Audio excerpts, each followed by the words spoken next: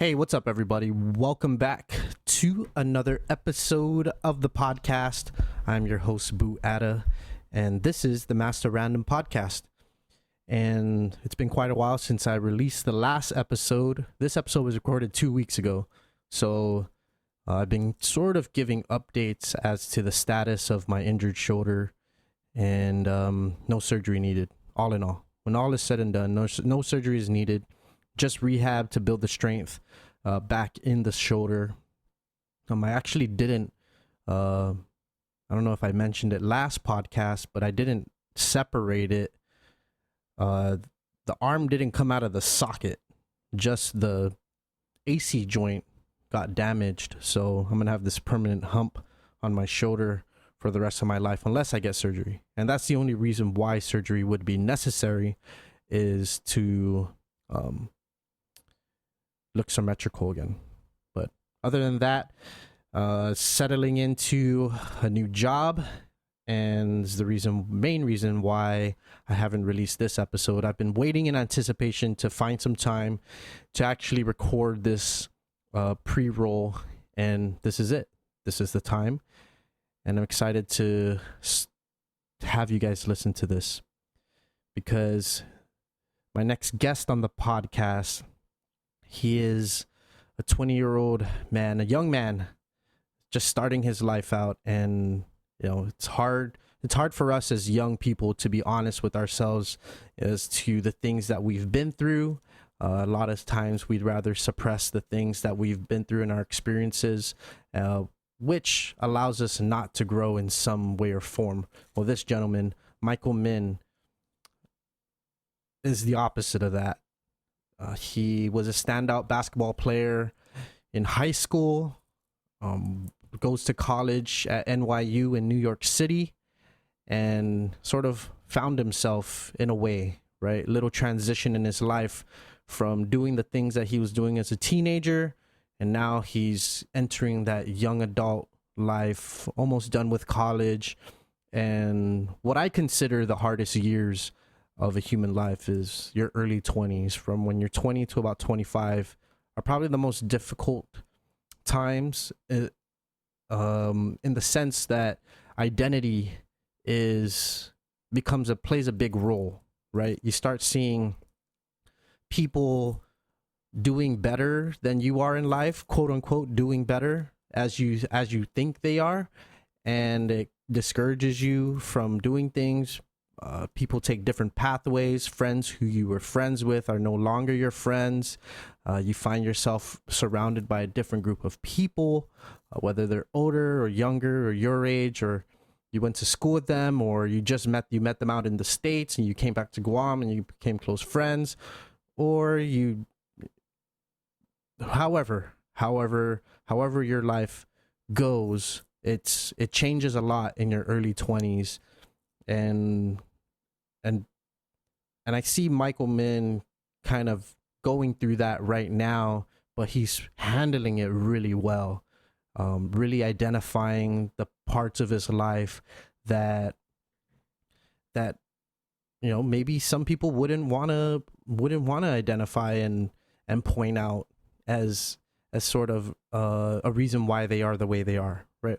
So I can go on and on. I don't want to sound like a psychologist, because I'm definitely not. I have no expertise in any or background education in anything that has to deal with psychology. But just talking to this dude was pretty cool. He hit me up and asked if he can come onto the show, and it's rare that people actually do that and then talk to me for 3 hours, right? It's kind of rare. And so I look forward to talking to this guy again one day, whether it's before he leaves back to college or when he comes back from college, to see how his mind has evolved.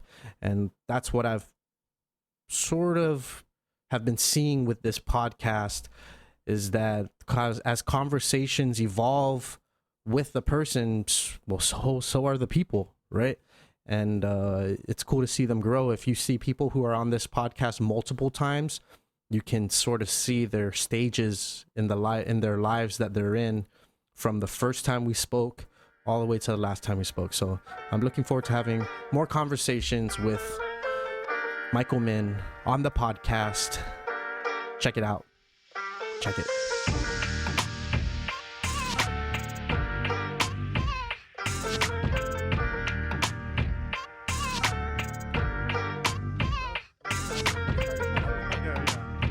Michael, what do you prefer?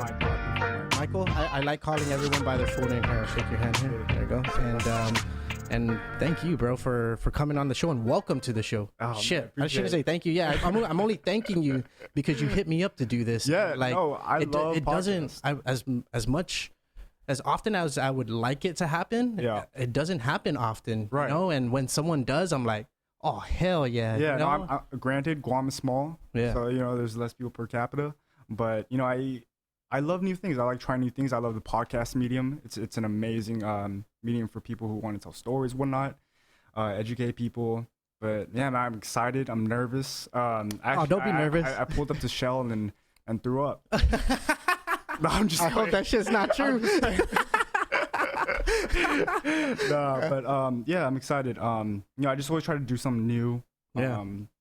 What I like about podcasts is that it's unedited. I mean, I guess some people can edit. Of course. Yeah, but, the versatility of it is right there. It's right? raw. In this day of age, where like, you have Vines, you have what's that new thing called? TikTok. There you go. Oh, you're not a TikToker? No. I'm not either. I know what China's doing. Gen Z. Yeah, exactly. Yeah, you want to be a little careful about that. But you see all these people. I'm not hating, but people are very they're perfectionists about these type of platforms, because it's 15 seconds, 5 seconds, right? Every little like milliseconds like detailed out perfectly. Yeah, for sure. And that's what I like about podcasts. And they're really like cutting into it, like, I just gotta make it. I gotta make the transition smoother. Yeah. Right. They take like a million tries. I used to be like that too. If I was shooting a video or a picture, man, you get that right angle. You gotta do that. We can get the lighting down there. You know what I mean? So like, my problem was, hey guys, I don't know what I'm saying yet, so we're gonna restart here. Like, hey, what's up, guys? Exactly. That's also what I like about podcasts. You just go with the flow. I like those awkward moments where you stutter.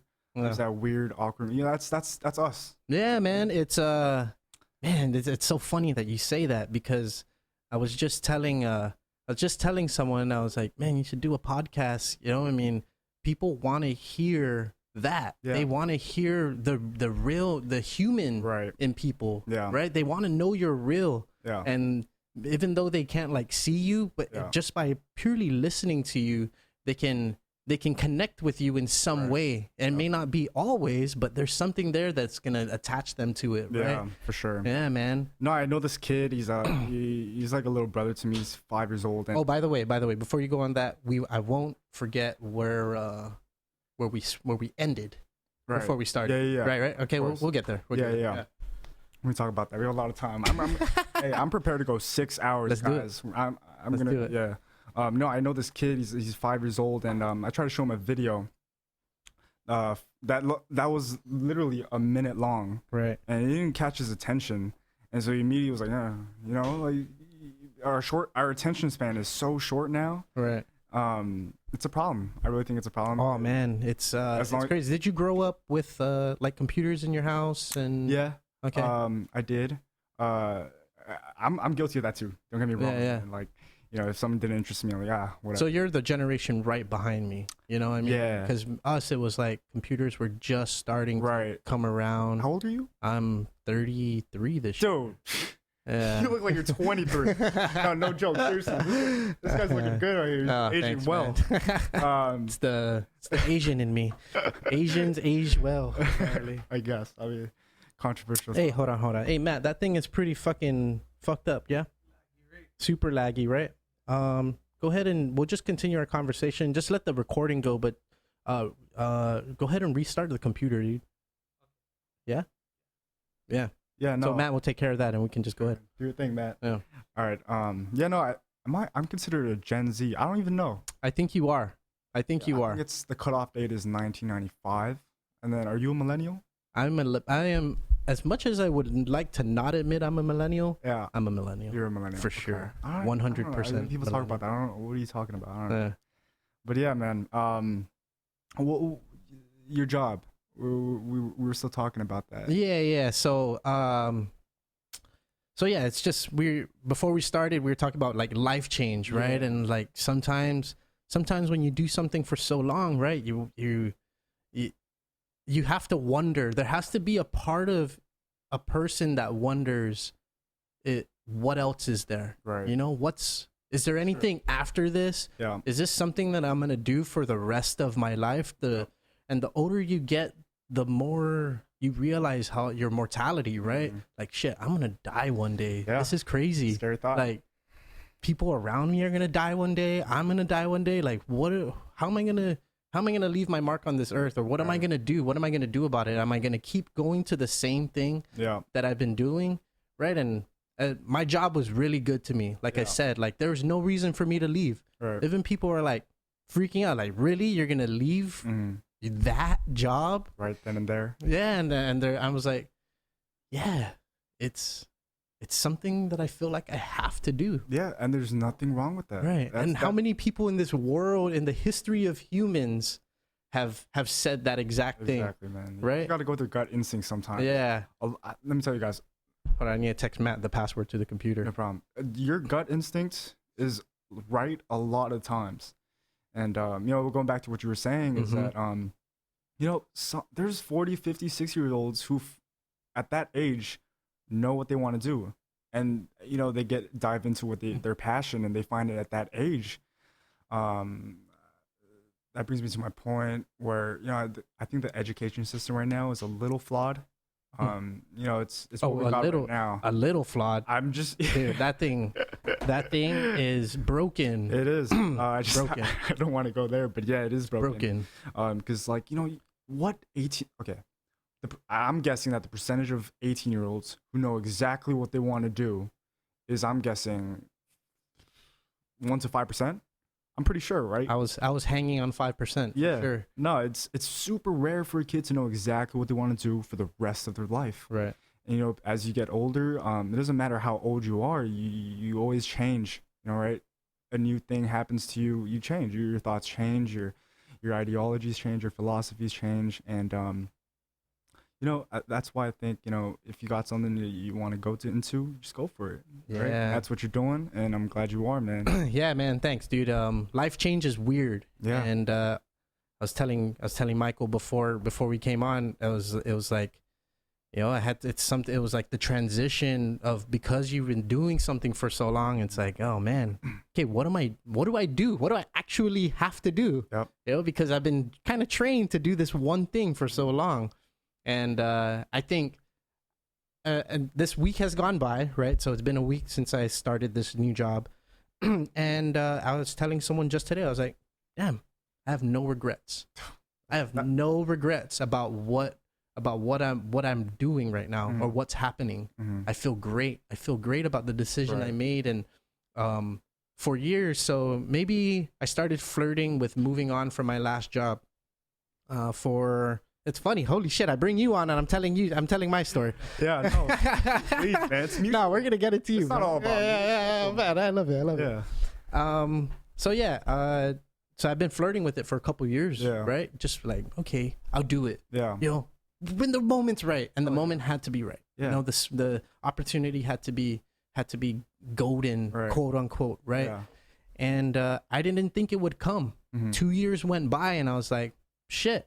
Yeah. This is what I just might end up having to do, or doing for the rest of my life. Yeah. And in between then, I was improving my life as far as like getting my license. Yeah. I'm an engineer, and so like I got my license, and that was something that I was like, oh, okay, like now I can move up in this organization. Yeah. So it's either, so now you're at a crossroads. It's like move up in an organization or do something completely out of your realm, right? Yeah. So, and I know you haven't like gone through that completely, right? You're still in college. Yeah, I'm 20 right now. Yeah, 20, bro. You're fucking young, dude. Yeah, man. You got a whole life to live. My sister's 20, and I tell her, like, she's telling, she tells us like she's having an issue with something. Like, yo, like 20s it's like time, this is like the learning. It's go time. This is like the learning. You're gonna fail and fail and fail, and you're gonna have to learn how to learn how to fail. Yeah. And pick yourself back up without depending on someone to pick you up. Yep. Right. I'm a firm believer. Yeah, man. And it's like, why weren't you there for me? It's like, no, you got to be there for yourself first, for sure. and then allow me to come in and help you. But it's like, man, 20 years old. Yep. Holy shit. Where do you go to college at? Before I get into that, dude, I just want to say what you just said is inspiring. Like, it is inspiring, because that no regrets part, I think that's beautiful, man. Like, no one should ever have any regrets, right? And I think it takes a lot of courage to do what you did. You know, a lot of people, if they're fine, some people are fine with being where they're at, and it's fine. But I really appreciate. I mean, I'm inspired that you really jumped the gun, and well, it took 10 years, but yeah, I mean, better late than never, right? Right. And I think that's amazing, man. No, for real. Because you never get the fuck yous every 20 back. Yeah, you gotta do what you gotta do. Yeah, for sure. Yeah, just want to point that out. Thank you, bro. I've made it a life goal to not do the same thing that I did in the last decade that I lived. Yeah. So I had planned to make my 30s different from my 20s. Right. I'm sure that was a big turning point. Right. Yeah, man. Right. And it's I used to smoke cigarettes heavily. Yeah. I can't hear it. I'm talking again.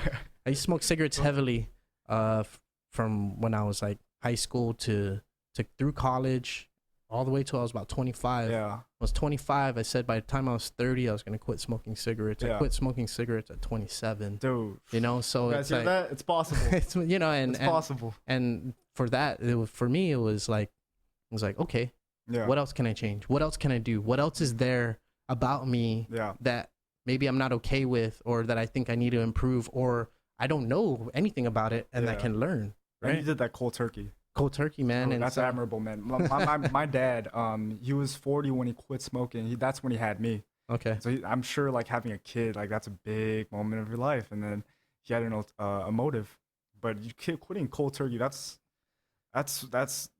rare, man. Yeah. Real. You know, I'm nothing special. So no, that's a big thing. Like, you got to be proud of that. I used to look at people who smoked when I was a kid, like, man, you know it's bad for you. Why can't you just quit? Like, no, it's not the way it works, man. Yeah. So, like, Nick addiction is a real thing, and addiction's a real thing. You know, exactly. Precisely. And there are people who are addicted to things that control their lives, right? And I'm at fault for it too. I've had addictions that controlled the way I think, controlled aspects of my life. Yeah. Even like smoking cigarettes, it was wait, hold on, before we get in the car.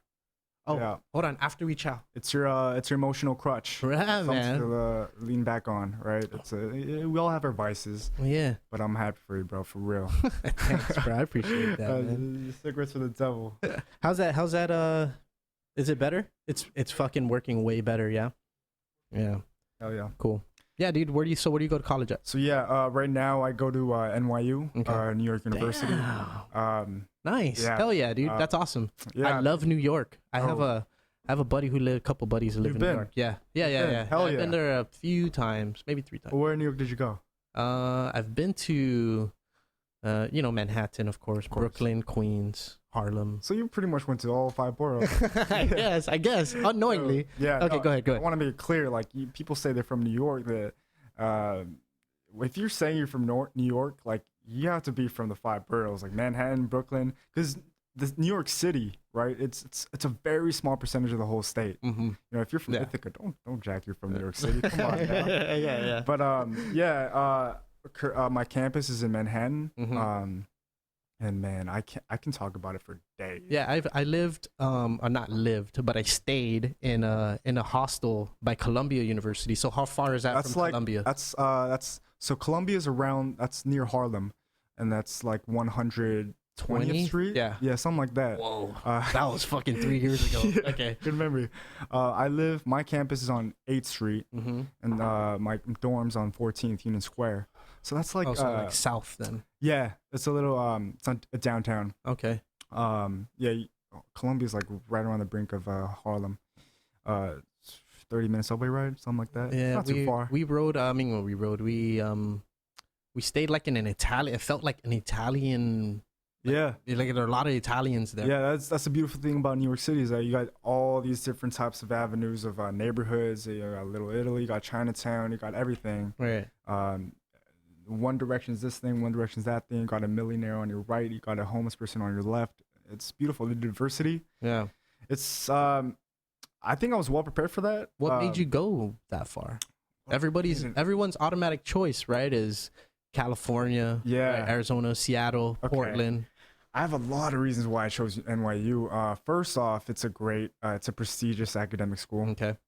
First and foremost, that's one thing I always go after is education, right? And I just growing up from Guam. When people ask me in New York, right? People ask me, they don't know what Guam is, right? So they ask me like, "What's Guam like?" And I tell them straight up, I'm a terrible representation of Guam. Like straight up, I give it to them straight. Like you're Chinese? Korean. Korean. Sorry. No, you're fine, man. Oh my goodness. It's hard to distinguish from all three. But man, stop me before I say stuff like that. No, you're good, man. It's all cool. Same Min, thing, right? I mean, Ming Dynasty. Ming Dynasty, Ming is Chinese, Min is Korean. Right. Okay. One letter. Right. Don't feel bad. Chinese and the Koreans have history, though, right? Long history, yeah. Long history. Battle and war, yes, right? Yes, exactly. One of my favorite Korean movies is called The Great Battle or something like that. We can talk about it later. Yeah, we'll talk about that later. For sure. But back to my point when I said I'm bad representation of Guam is, first of all, I'm not Chamorro. Okay. Second, I went to St. John's. Okay. Right. First of all, each class like 30, 40 kids. And like there's only like 3-4 Chamorros. You know what I mean? There's only like 3-4 locals, and the rest are like white, Asian. Most of my friends are Asian, mixed here and there. So I didn't grow up in like experiencing the true Chamorro culture. Right. Interesting. Until I got into basketball. That's when I met, went around to different parties and meet different people. For sure. But yeah, I realized that looking back now, I never had a pair of Zoris. I never, to be honest with you, I never was into island music too. As much as I did want to, like, it's on, right? Yeah. Everywhere you look, it's on. Every radio station. Yeah, exactly. I'm trying to tell myself, like, dude, why do you not like it? Like, I'm trying to force myself, right? Well, is this like an identity thing that you went through? No, it's just who I was, honestly. Okay. Yeah. Yeah. Well, it's something that I always wanted to. I question myself, like, dude. So it's like when you look back, you realize, like, shit. Yeah, I'm not like a typical islander. Yeah. Right. Yeah. I thought I was because I lived on Guam, but I realized that like I didn't really share a lot of the cultural habits or, You're a first generation Guamanian too. Yeah. Okay. Yeah, my parents immigrated here. But yeah, I try to ask myself, like, dude, why can't you fit in? Like, I'm a social misfit. But I just realized that's who I was. Okay. And so, I guess it was evident when I went to college, choosing New York over the West Coast, right? Because personally, I think Guam is too nice for me, man. Like, the beaches are beautiful, sunny, hot weather. But I guess I like kind of like the grim setting, and then finding what's beautiful in it. Finding the good in the bad. Right. Yeah, I was firm in shooting. Being out of your comfort zone. Yeah, that kind of thing. I like the social construct of a concrete jungle. Yeah. No, there's not much sunshine. There is during the summer, but I like the cold. I like how it makes me feel. It makes me feel uncomfortable. But, I feel like there's always a silver lining to it. Yeah. I find the colors of the rainbow in like a very dark setting. I like that. You know what I mean? Yeah. So that's why I was when I went to New York, my freshman year in high school, I was like, dude, this is where I want to go. Like, this is my type of setting. Yeah. It's not too beautiful. I mean, it's beautiful in its own way. Don't get me wrong. I love everything about it, but it's the city. Yeah, right? I'm a city boy. I as crazy as this sounds, coming from an island, from a kid from Guam, I prefer the skyline over the beaches, But don't get me wrong, I love Guam. It raised me. I I met a lot of great people around here. It made me who I am. Well, you're from here. Yeah, no, it's like, I was born and just because you're over there doesn't change the fact that you're from here, right? Yeah, GMA. I don't ever want to change who I am. I don't want a different place to change who I am. Yeah, I love Guam.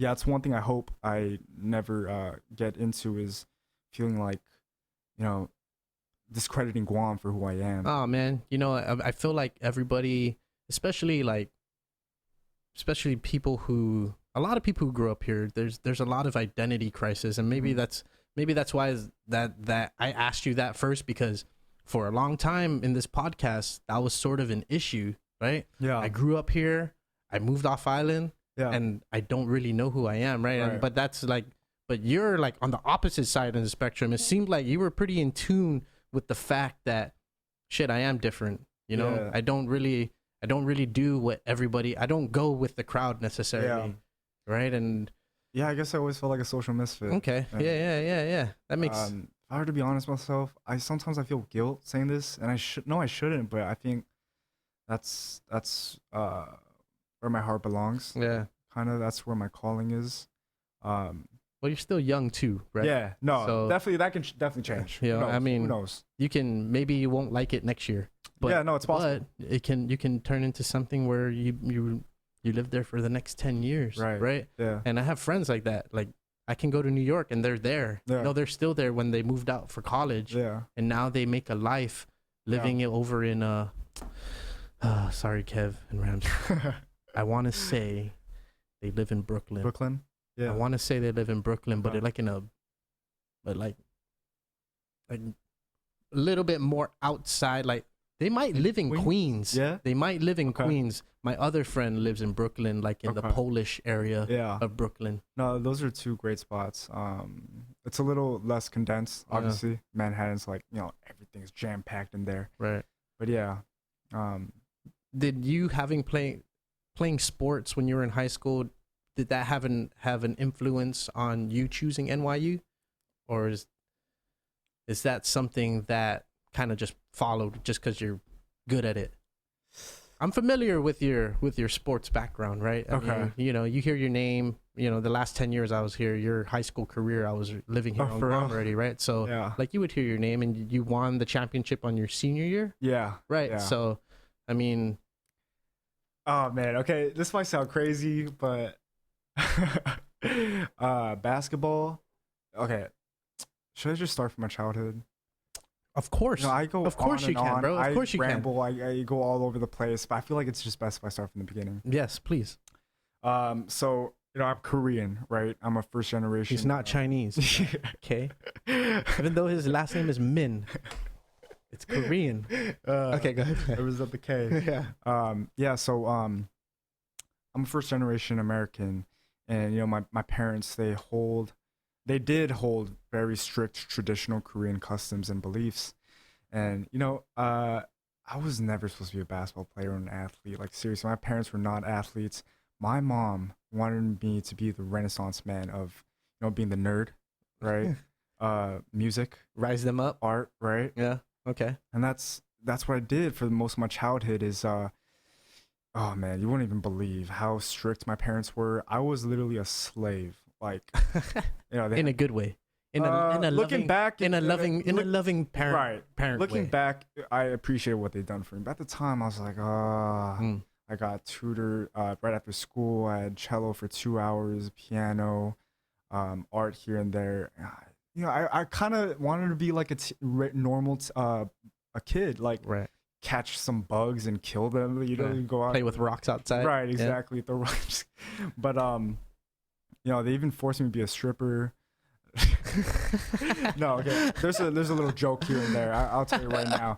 My Koreans, they have this super weird custom where, like, if I'm a baby, right, I'm like three years old. I'd pull my pants down for them to see that I'm healthy. that have a normal functioning You gotta penis, right? see your pecker. Yeah. Right. It's weird, right? Looking back, I was like, what is going on? And Right. they showered. But is this in like front of like family members? Yeah, it's just family members. Yeah, or is it just you, your mom and your dad? Or is no, it in front of like, hey, come look at his dick. It's so healthy. As crazy as it sounds, that was normal. Oh, okay. Oh, shit. Households. Yeah, shit. Forced to be a stripper. Okay, Like, that's crazy.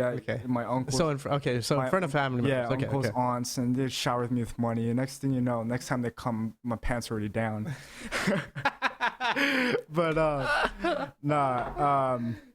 yeah. So like I was forced to music, cello, and I did well. But You excelled in the arts. right. Cello, piano, art. And I did well, but my heart really wasn't into it. I was forced to do it. Always like I needed straight A's. It wasn't even a question of whether or not I should be a doctor. It's like what kind of doctor I'm gonna be. Yeah. And thank God my mom, she adjusted with the times, and she support. I love her to death, man. God bless her. She's It's called acceptance. yes. Your mother's out there. Yeah. But no, she fully supports what I want to do now. Yeah. All the way. She's very proud of me. Well, can we just stick with like back then? It was so when you were a kid, everything was so structured. Yeah. And you became, this star student, Yeah. right? Musician, Right. artist, right? Yeah. Where did the outside influence come from for you at a young age? At a young age, it was nothing. It was just my mom and dad. Oh, Yeah. only child? Siblings? I have an older brother who's Okay. 11 years older than me. Oh, okay. So he was gone for a while, most of my adolescence. Okay. So it was kind of weird when he came back. I was like, I don't know should I call him brother, his name? It was weird. But going on forth, I was a chubby kid. Okay. No one would ever like think I'm an athlete or something. And I started to play basketball. I had to beg my mom because my friends were playing it. And I guess it's your classic cliche rise up story. I was on the bench on the left side, watching the rest of my teammates score and everything. And as I grew fast very early, I was like the tallest kid in 5th grade, 6th grade. Yeah. My body started to mature, lost my baby fat, and I started to realize like I could do something. Yeah. It was like I discovered the Matrix, where like you realize that, man, if you actually work hard, you get something out of it, right? You reap the rewards. And I was infatuated with that. And I literally went complete psycho with basketball. Like it became my life until the end of high school. Like it's all I thought about. Man, I was a different type of kid, dude. Like it wasn't healthy, my state of mind. It was just all basketball and just obsessed with it. And looking back now, I can never be in that state of mind again, only because it was so like destructive. Like, did you have a social life when you were? I did. Like a teen, like in high school. I definitely did, but like not in a normal way. Yeah. Like I would even tell myself, like I would tell myself these things, right? Like I would say, like, "Oh, he's gonna have a party, then while everybody's partying, then I'm gonna go work on my game." Like it was like that. Yeah. Right. Like I told myself during prom, man, like while everybody's out, I'm just gonna get better and catch every kid in front of me. Like I'm gonna separate myself from the pack. Like that's how like obsessive I was about it, psychotic I was. Well, I mean, you can like trace it back to, like you were trained when you were young. Yeah. To focus. Yeah. On certain things, right? On being driven, whether you liked it or not. You got good at something. Yeah. Because someone was teaching you. Right. And so maybe subconsciously, just listening to it. I'm not a psychologist by any formal training or education. Yeah. But just like thinking of it, it's like, yeah, it makes sense. Yeah. Why you would have that obsession, especially when it comes to something that you actually like. Right. Right. Yeah. It's like, whoa, like we train this child was trained to do stuff like that necessarily he didn't want to do, but he got really good at it. Yeah. Because there was good training. Right. And you gotta applaud your parents for that, right? Oh, for sure. Like, I love them to death. Even though as a person you're like, fuck, man, like fucking slavery. Yeah. No, what did I know when I was a kid? right. Nobody knew what I was doing. So, and it was kind of like, it kind of trained you now, like, damn, fuck, I love something. Yeah. Now I'm gonna be obsessive about it. And it's not I don't think it's dangerous in the sense that there's a lot of people who are obsessed with what they do. Yeah. And they're never like really the best, but because they're obsessed with it and they want to get better, then they do get better because they're so obsessed with it. Yeah. Right. And they start realizing certain things that other people aren't realizing at that age level. Right. Yeah. Yeah, no, there's a whole lot of discipline going on there. And yeah, dude, looking back now, I thought I was very crazy. But one thing I was very proud of myself was I had the courage to I attended this camp when I was in 7th grade, and there was this guy named Dominic Sablon. Mm-hmm. He was one of the trainers, and I realized that he had some knowledge. He was very well spoken, articulate, and knew the game. So I went up to him after and I asked him, "Dude, can you train me?" And man, that's when it started. That's when the dynasty started. He's from Inarajan. He'd pick me up, drive all the way to Timunin, take me all the way back to Inarajan to work on my game, and then drive me all the way back. Really? So that's like what, 4-5 hours out of his day? Yeah. Oh, gas money too. Yeah, for sure. Yeah. And Inarajan. Yeah. Matt, we were just talking about this last week. Right? That's a drive. Inarajan, people that live in Inarajan, we love you, and there's nothing against you. All love. But Jotnya is considered north, right? That's what Valena said, right? Like Jotnya's north, like that's how far Inarajan is. But yeah, good. Yeah, no. I just had to throw that in because last week that came up. Yeah, and no, it's a drive. Because our friend was saying, he goes, "Yeah, man, when they drive up north to Jotnya," I was like, "Wait," or central to Jotnya. I was like, "Wait, Jotnya is not central." He's My like, standard, that's a little still south. He's like, when you live in south, Jotnya is central. It's all relative. Yeah, it's all relative. Yeah, but yeah, that's how the trainee relationship turned into a brotherhood for sure. He's gonna be definitely maybe my best man. We're recorded live, recorded on the podcast right there. Shout out Dom and shout out Clutch Guam and Guam Elite. Yeah, but yeah, we got into it like damn near every day. What was it about him that told you, and maybe made your mom allow you to like, okay, I trust this kid to bring him to his house. Yeah, take him away. And bring him back, right? And what was it about him, that his training, that sort of kept you going? Yeah, besides the relationship, I've had a few people coach me before him, and he just stuck out because like I said before, he's well spoken, well articulate, and he knew the game very well, and he seemed like a very relatable guy, right? He's right now he's like about a decade older than me, and really, yeah, is that right? Yeah. 11 years. How old's really? Yeah. How old's Dom? He's a class of 07. No way. Yeah, no, he's young. 07 or 06. He's got to be 9. Oh, no, 9? He's not even 9. I think he's like 10 or 11, right, man? No, I don't think so. Yes, dude. He's 10 or 11. Really? I'm pretty sure. Man. I went to school with everyone all the way until 9. This is embarrassing. I just told wrong. you guys that he's gonna be my best man. I don't even know what grade you better look it up on Google there. No, but he's. I'm pretty sure. Yeah, I'm pretty sure he's. Unless I'm wrong. Yeah. What year did you graduate? 18. Yeah. So if he's 11 years older than you. Yeah. Then he's around my brother's 2007. Age. Yeah, I think it's around there. Yeah. We're just stalking his profile right now. Yeah. Straight into the alumni roster. Yep. I didn't know Matt knew about this alumni roster. No, but back to what I was saying. I just took a leap of faith. My mom's very supportive. She trusts me, and we went with it. Fuck, my bad, Dom. If you're sorry, if you're much older than 09. See, Oh, yeah, he's wow. 09. That's Really? right. That's right. Yeah, So yeah.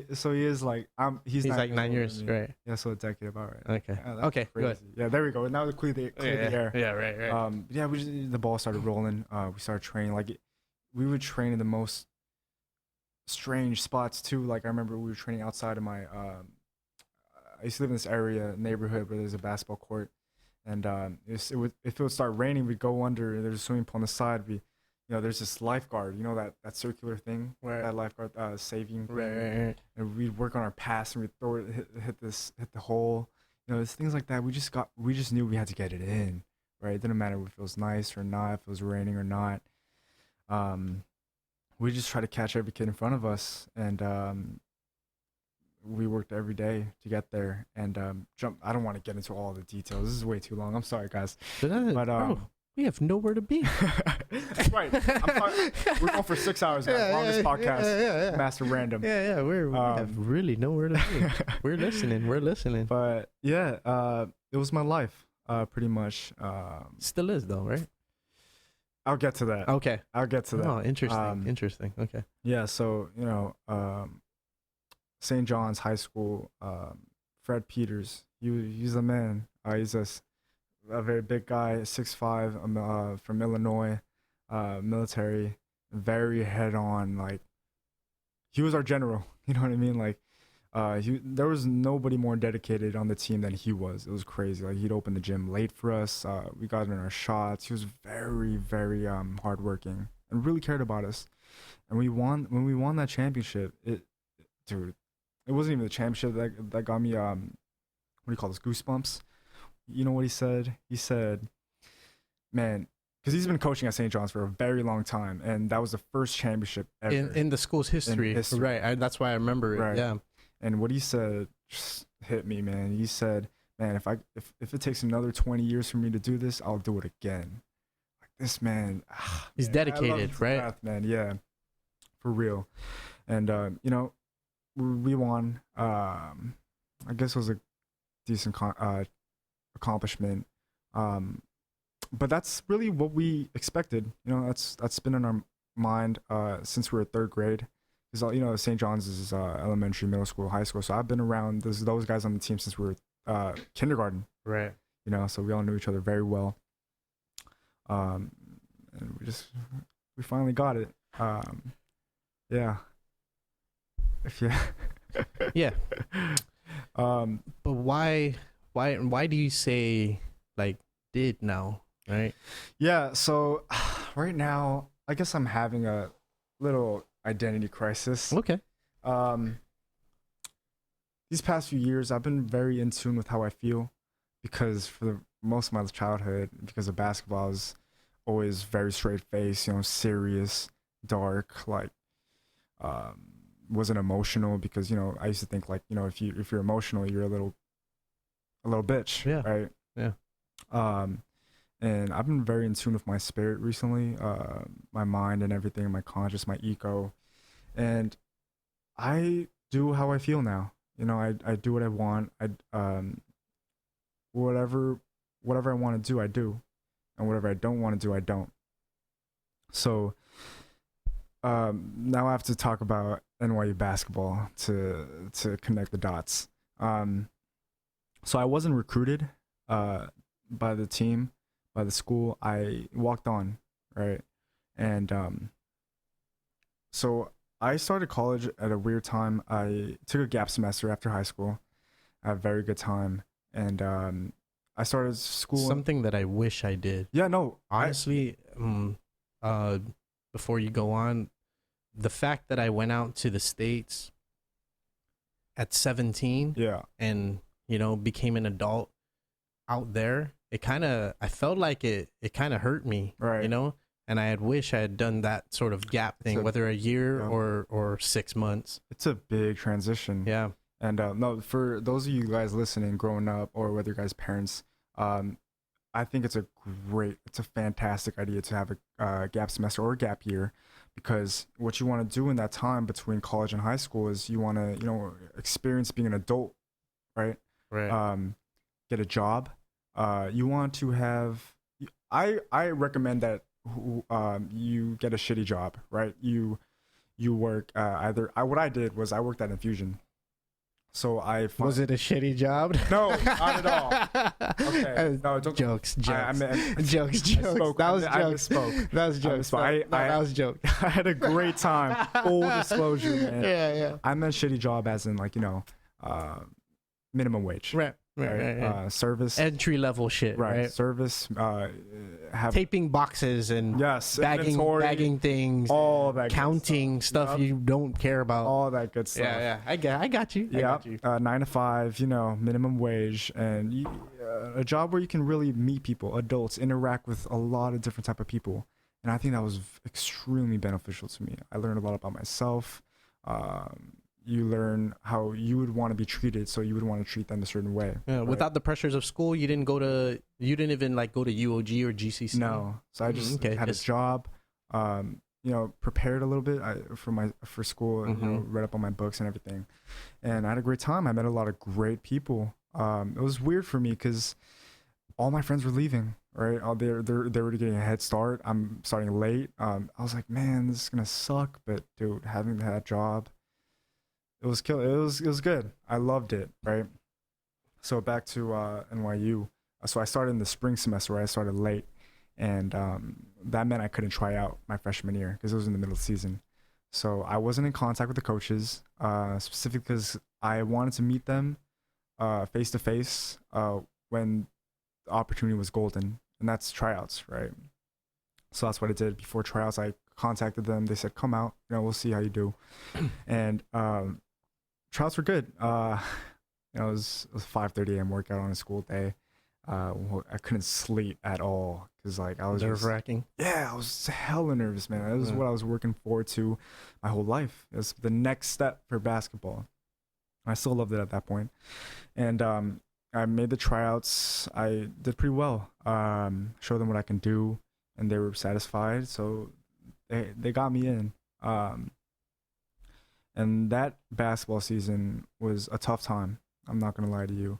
Of course, I had to adjust from basketball in Guam to NCAA basketball, right? Of course, it's a given that they're going to be bigger, faster, more advanced in general. Division 1? No, NYU's Division 3. Division 3. Okay. Basically all the rejects from D1. And no, but it was still very legitimate, organized, very serious. Man, I was surprised because out of the entire season, there was only 3 incidents where someone was late, right? Everyone was there 15, 30 minutes early. I was like, whoa. Yeah. And 2 of those were me, right? I'm not the most responsible guy, but yeah, it was tough, man. It's tough for me to talk about because it was a very emotional season. I had a great freshman year of just school in general, social life. I had the time of my life, and then now I was almost a slave, back to my childhood. Wow. As much as I love the sport of basketball, it became work for me. It was every single day. It was very structured. I never woke up past 8 a.m. That's something I kind of liked, but at the same time, one day, not even on weekends, you could wake up past 9, right? Because you got something going on. And it was just tough. You always think, as a student, college athlete, you have 3 things that keep you sane, right? You got your sport, you got your academics, and you got your social life. And I soon found out with the help of all my teammates and everybody else who's a college athlete is that you can't have all 3. It's just damn near impossible. Right. If you can, you must not need sleep at all. Yeah. Right. Because or doing good drugs. Yeah. Yeah. Right. Something like that. And yeah, I just couldn't see my friends anymore. I didn't have any freedom. I'm a free spirit. You ever watch The Other Guys? Will Ferrell. Mm-hmm. I'm a peacock. You gotta let me fly. Yeah. Right? I'm a free spirit, and I just didn't like being told what to do every day, and that's my problem. That's my problem. I fully embrace it. Because you endured that for a lot of your childhood, and that is in your mind. You're like, nah. Yeah. Okay. I felt reborn in college, you know, a new life and everything. And I was enjoying it until that moment. And don't get me wrong, I had a good season. No regrets, like you said, like with what's going on in your life, because I know it made me stronger. It made me realize a lot about myself, ego crushing, everything, the whole 9 yards. And yeah, I couldn't see my friends. This is what my schedule looked like. I'm gonna just lay it out for you guys. Shoot. So, of course, there's classes. I got to go to Brooklyn every day for practice, which is like 30 minutes there, 30 minutes back, which takes a whole nother hour of your day. Why is it so far? So Manhattan's so small, right? Condensed. We had a gym at the campus, but not a gym for just specifically for our team to use. So they have a Brooklyn facility, and that's where we practiced. Yeah, I guess satellite. Yeah. And so it was rough because it takes a lot of time out of your day. I'm pre-med, you know, it's tough to mix the two. Right. And it was just tough, man. Like at the same time, I couldn't get much playing time. That's one thing that killed me, man. My whole life, I was one of the guys. I never sat on the bench. The star. Yeah. Right. It was something I wasn't used bro, to. You can say it. Yeah, no. I guess I should. Yeah, those boys know. No. Yeah, I wasn't used to it at all. Yeah. You know, being sitting on the bench. I guess walk-ons have like a certain reputation where like we're supposed to be on the bench. Like it's like as if I was supposed to be the guy just for practice. I feel like I was just a practice player. Yeah. Right, but you know, things start out okay. I started doing fine, show out as much as I could, as much as my heart would let me. How many minutes were you getting? So I didn't get a single minute until the last 10 games, right? The only reason why was not because I guess it had to do with like I was doing a little better showing out, but some of the guys started getting hurt. And secretly it's like, don't get me wrong, oh man, bro, I guess I have to lace up tomorrow. gotta put on my ankle brace I've been waiting to use. Yeah, I mean, I was sad that they hurt, but yeah, I mean, I'm not gonna lie to you, I was just low key like, you know, it's my time to shine. Right. And I started getting minutes. My first game, I played really well. I didn't score 15 points, but I didn't make any mistakes. I was productive. I did what I could in those 8 minutes that I was given. 8, 10, something like that. And everyone was proud of me. I was finally happy, right? Finally, I'm smiling, right? That I get to play. And it went on like that for the rest of the season. I was a good turnout. I finally got to play. You go on the website, my stats are there. But yeah, it's just rough. Because it took the fun out of the game for me. It really did. The love. Yeah. Yeah. And it's weird, you know. It was something I was extremely passionate about, more than a lot of people that I know, and it was just not there for me. I mean, dude, you skipped prom for it. I wanted to, but okay. I kind of that was a 7th grader. That was when I was in 7th grade. But of course I made prom. Oh, okay. I was actually prom king. Oh shit. Or no, prince. I'm sorry, prom prince. Oh. Let's not discredit the king now. No, it's not a big deal. Right. Yeah. Who gives a fuck? That was prom. Yeah. That was in high school. Yeah, we'd rather be playing basketball. Yeah. But yeah, it's weird for me. It's foreign. It's a foreign feeling for me because. Big transition. Is this something that happened recently? Yeah. Like within the last year? Very maybe? recent. Okay. Yeah. Okay. It's weird because like I don't have that itch to go out and play anymore. No. It's very weird for me. Matter of fact, I'm also part of the Guam program, the national program, for a while now, junior. And you know, they're starting to train right now, and I've started to go to them, but then I stopped because you know, what am I doing to myself? I'm forcing myself to go to please people. I wasn't going there because I wanted to play.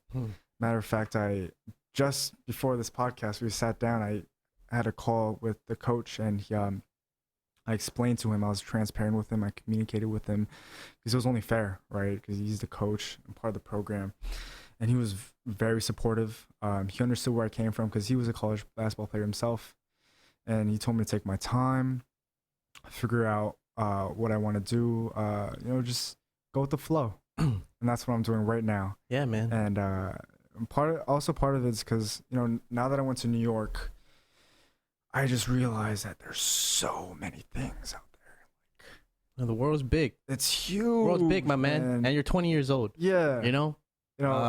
Once you get through this decade, you'll realize, like, holy shit, I'm only gonna be 30. I'm only 30 years old. Yeah. And there's so much more life to live. Yeah. Right. And it's funny because, like, we live in this world where everything's instant and everything's so short. In a short amount of time, we're taking in information at all angles in 10 seconds, in 1 minute, in 3 minutes, in 5 minutes. Like, I can set my Apple TV to tell me to give me news for 25 minutes only. Yeah. Right. And the app will give me it for 25 minutes. Yeah. And that's it.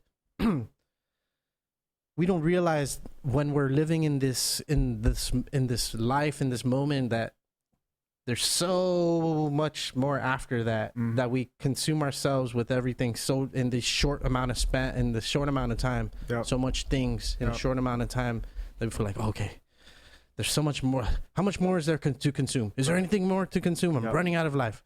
Yeah. And we kind of get lost in it. Yeah, for sure. And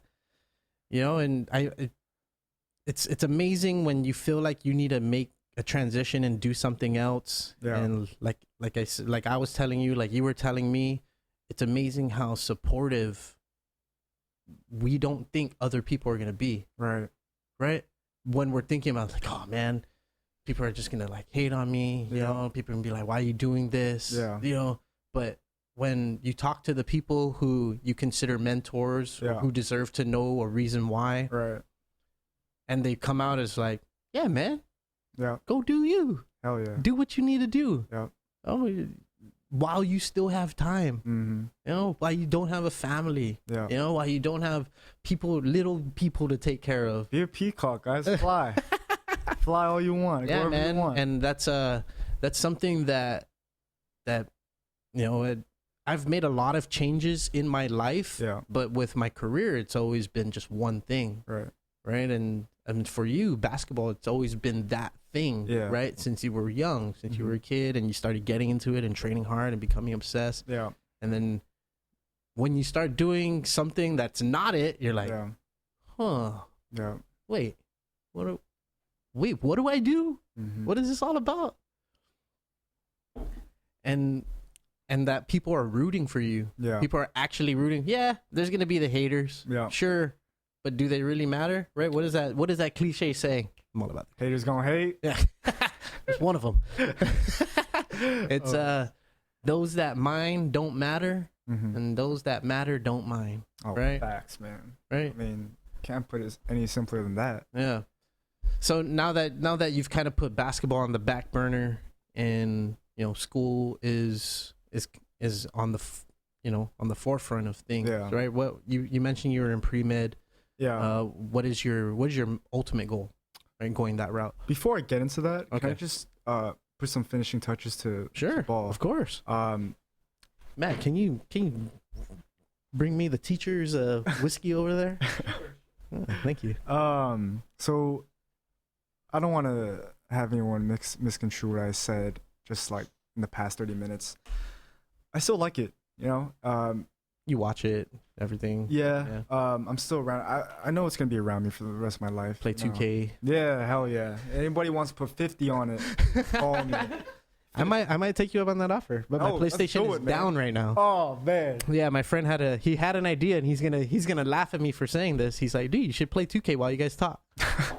I felt like he was fucking around, but I think he was like half serious. You know what? That's not a good idea, because I don't say a word.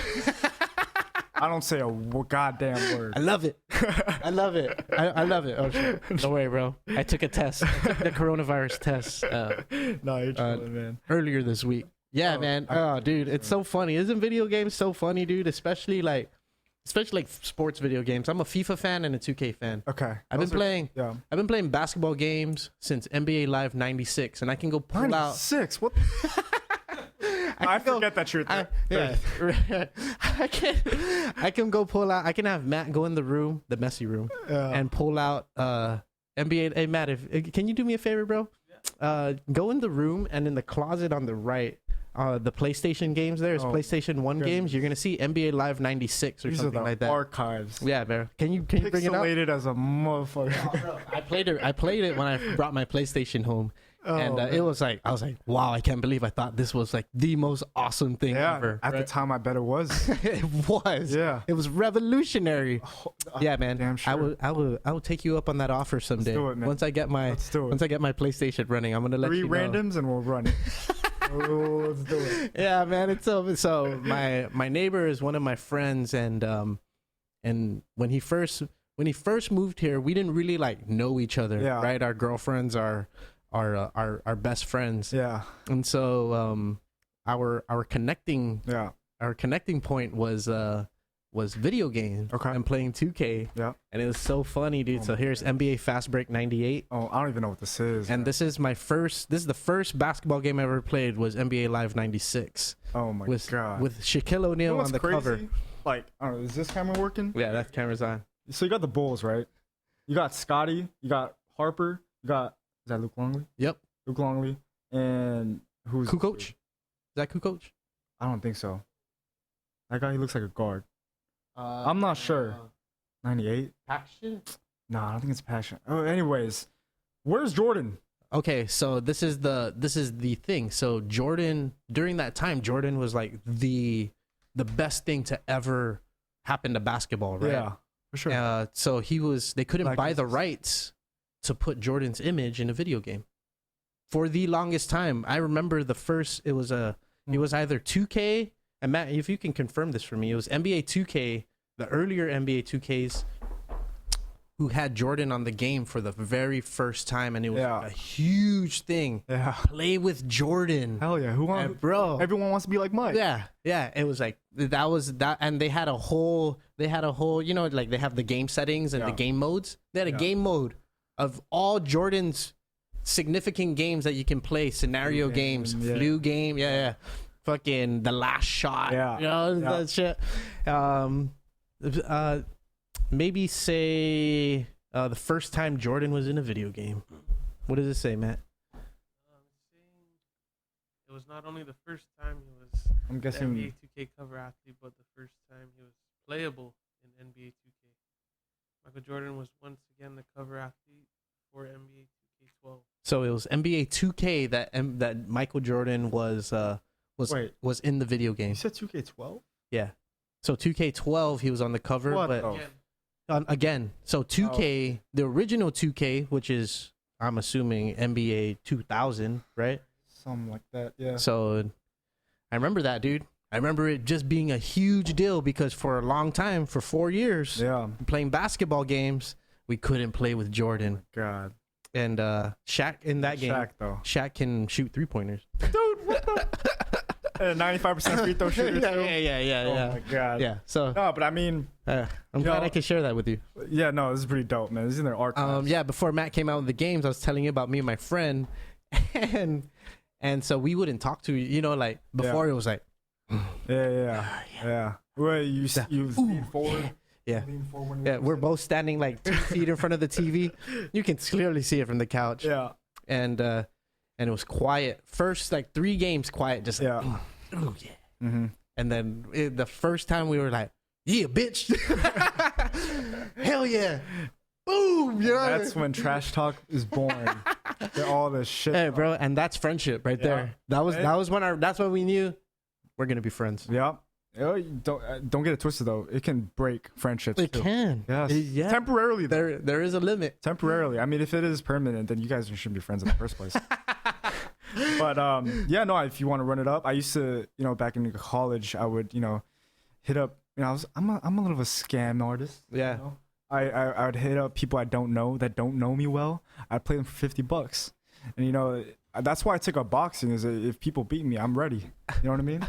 We'll get into that later. Okay. Fuck, dude, you're a very dynamic person. Hell yeah. No, I'm very complex. Scares me sometimes. Anyways, back to finally finishing basketball talk. Yeah. The finishing touches. Yep. Yeah. So don't get me wrong. I still like it. You know, it's always gonna be a part of my life. But there's. Oh, see? So this is the guy. What's up, man? I was just telling him about 2K, and you're the guy. Yeah, he's the guy. Yeah. What's up, man? Nice to meet you. I go, hey, you gotta call him out, bro. We do. Before you walked in here, I was just telling him, I was like, yeah, my friend said you should challenge him on 2K. And I don't know if he was serious or not. I told him my PlayStation was down. Yeah. And this motherfucker, TiVo just walked in with is that the one PlayStation. that works? Oh, yeah, That's the one that works. True. It's happening. This is why NBA Live is out here right now. That PlayStation. Do you have that PlayStation? Play that one? I do, but it fell. Oh, I don't know about that, guys. Pixelated. Yeah. You're good, man. Okay, good. Finishing touches on basketball. Yeah. It's always gonna be around. You know. It's always gonna be my first love, my first girlfriend. But you know, there's two big reasons why I'm still gonna be around the game. That I'm still gonna, you know, occasionally hoop, you know, work on my game a little bit here and there. Who knows? But Yeah, you're only 20. yeah. I guess I should look at it that way. Yeah. Yeah, I am only 20. Anyways, I'll start off with my second reason. I'll tell a story with it. Okay. There's a story to it. First, networking. Right. When I'm in New York, I've met so many powerful, great, nice, amazing people through basketball. Right. You know, it's cool being an Asian in basketball. I guess being me, in the sense that, you know, with the Asians, they're like, okay, finally, there's one of our guys is actually like decent. You know, he can actually hoop. Like, hell yeah, let's go root for him. We're behind you. So I got a lot of Asian friends who I met through basketball. Great, powerful people. And now there's the black people and the white people, because they're like, oh, this Asian guy can hoop. And so, you know, we become friends. We network. Yeah, it's just this, you know, the ball, it just brought me a lot of friendship in life, and I'm always be grateful for that. And that's one thing I'll hold on to, that for that reason, is to meet people, right? Because yeah, meeting great people. And the next reason, so like I said, I'm a scam artist, right? So the thing about New York is there's so many people who don't know you, so many people you don't know, right? This is something I can't pull in Guam because, you know, people, I have a name out here. And so I was with my friend Mari. I love her. She's great friend.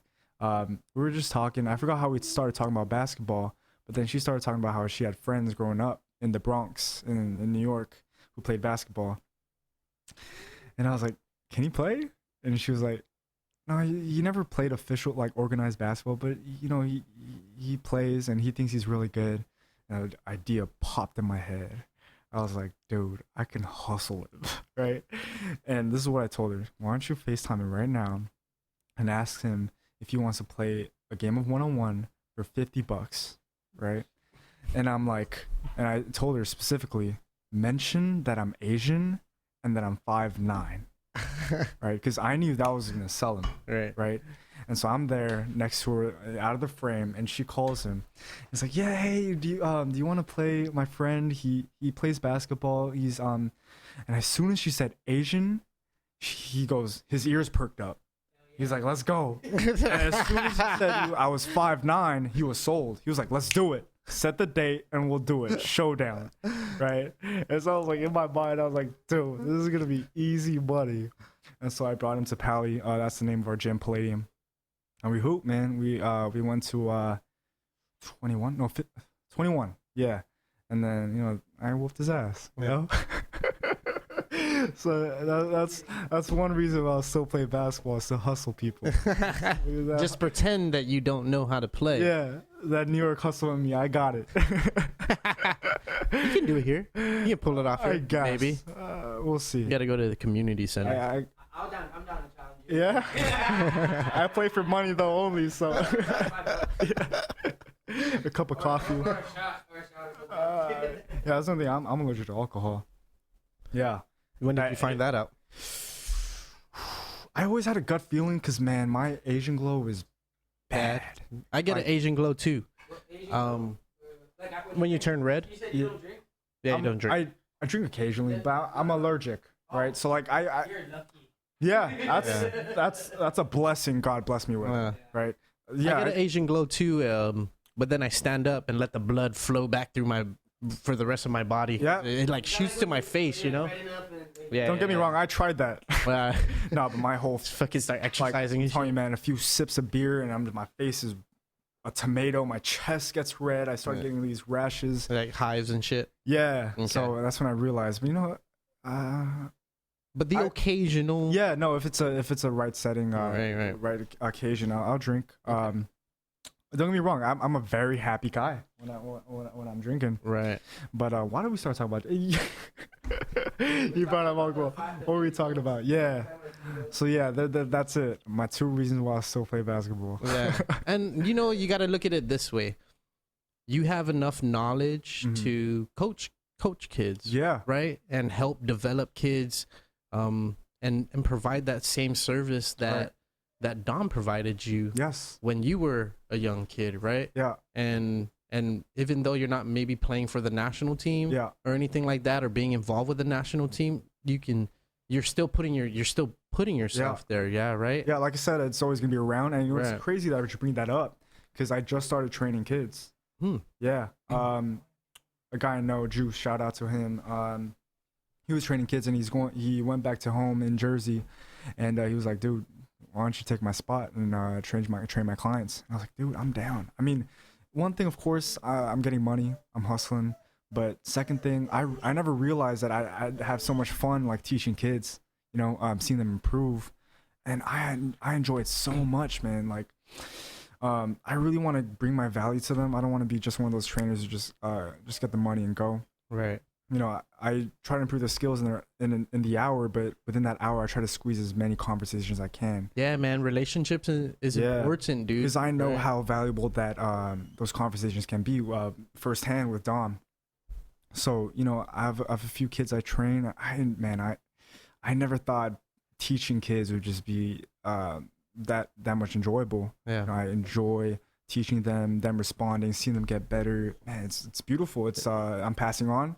It's a cycle of life. Yeah. Yeah. And I've never had the opportunity to like train a group of kids or even just single kids. Yeah. Like you saw everyone outside. We're doing like running around outside playing rugby and stuff, right? So there's a girl that comes out and she just graduated 8th grade and she's going into her freshman year in high school. And so for the last 5-6 weeks she's been coming and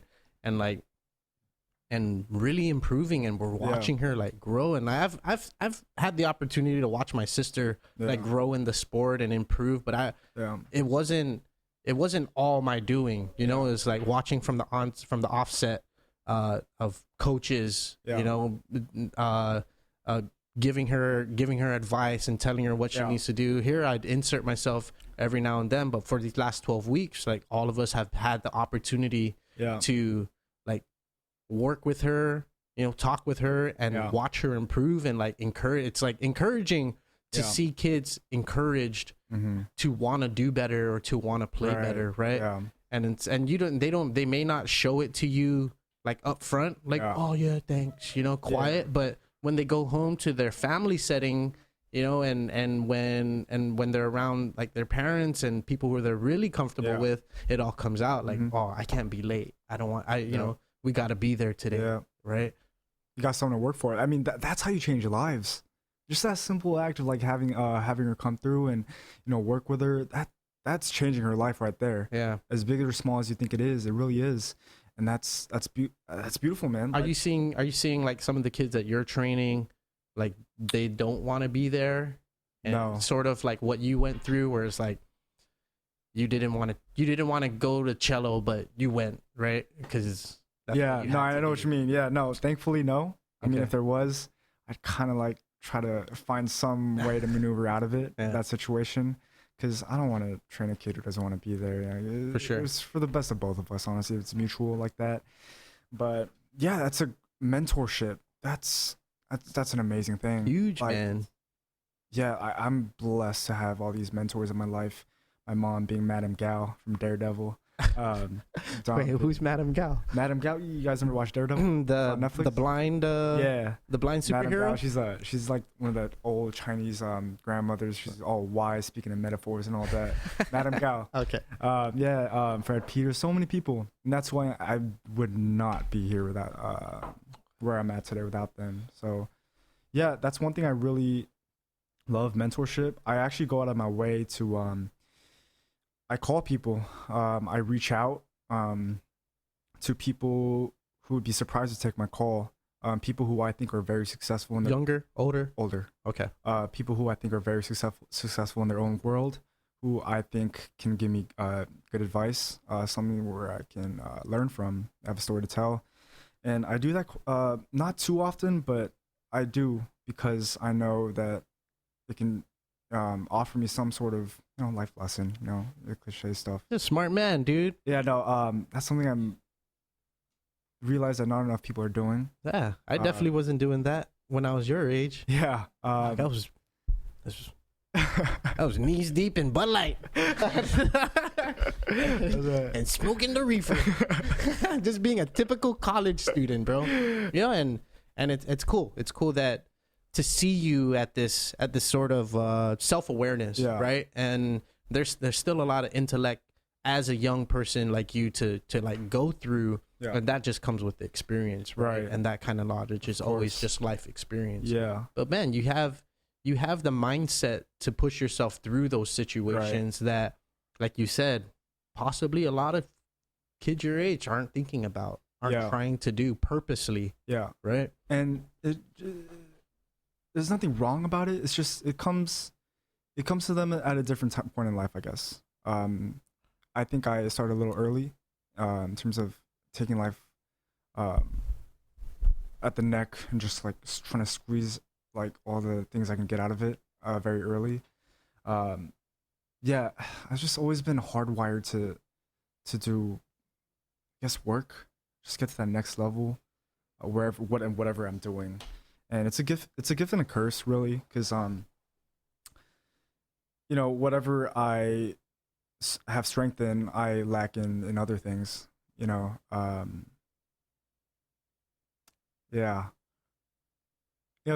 life is binary, right? I agree. There's a dual bunch of zeros and ones. Yep, definitely. And I don't know where I was going with that. Yeah. Like a little brain fart. It's cool. It's cool when you're able to understand, when you start to be able to understand how life works. Mm-hmm. But the craziest thing about it is, like, the more you understand life, the more, like, as cliche as it sounds, again, you don't understand life. Yeah. And people write about it all the time. People make poetry about it. People make music about it, about how, or even intellectual science people realizing how big the universe is and how minuscule and small and tiny and how much we don't really matter to the grand scheme of things. Right. But to be able to realize that at a young age that you need to do what you need to do, but also have it controlled and not under the vice of someone else telling you what you need to do. Exactly. But you're doing it on your own term. Right. And that's the cool thing about becoming an adult.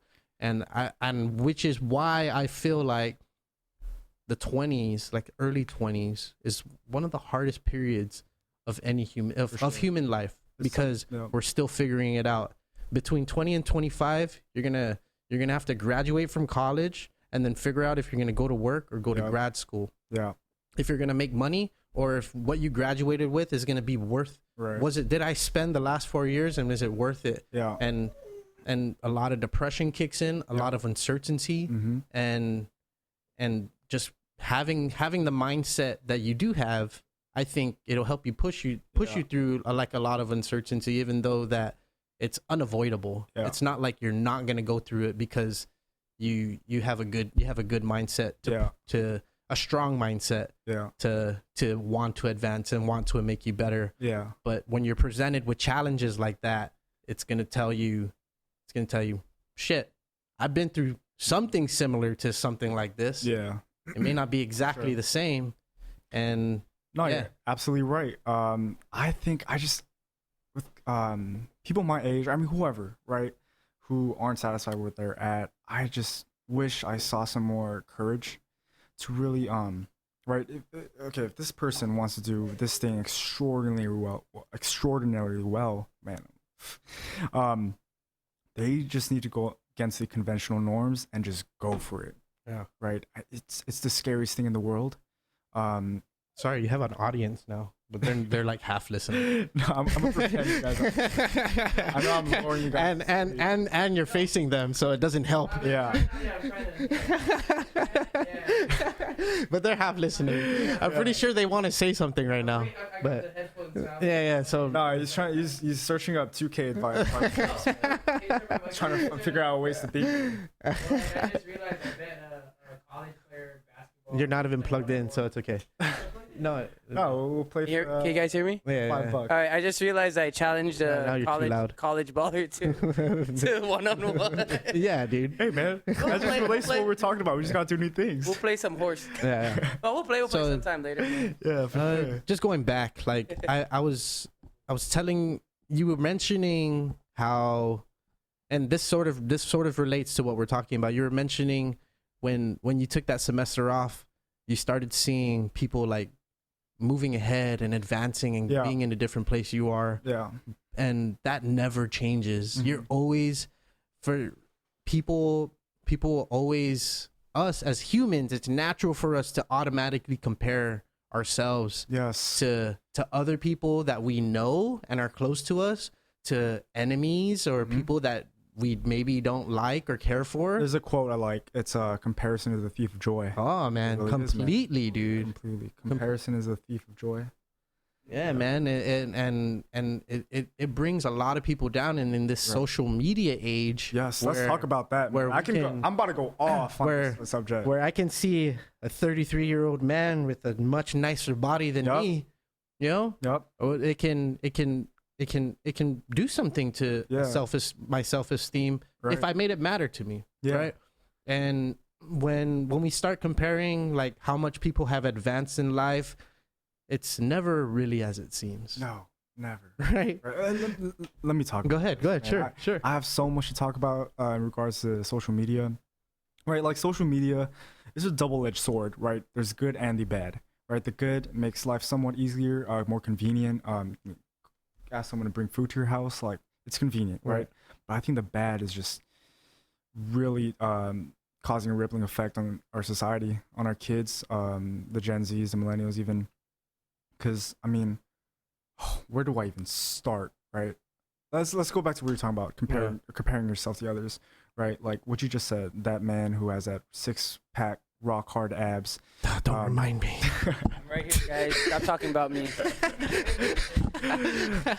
That really can ruin someone's self-esteem. Oh yeah, like for sure. Okay, I'm pretty sure 99% of people I know, people my age, scroll through their feeds every day. Yeah. It's a given. It's normal. It's been normalized in today's society. Yeah, and the algorithm that these platforms like tailor to or things that you're looking at. Right. It's and always monetary. It may not be like an obsession that you think you have. Yeah. Right. But because you're always pausing on that one picture. Right.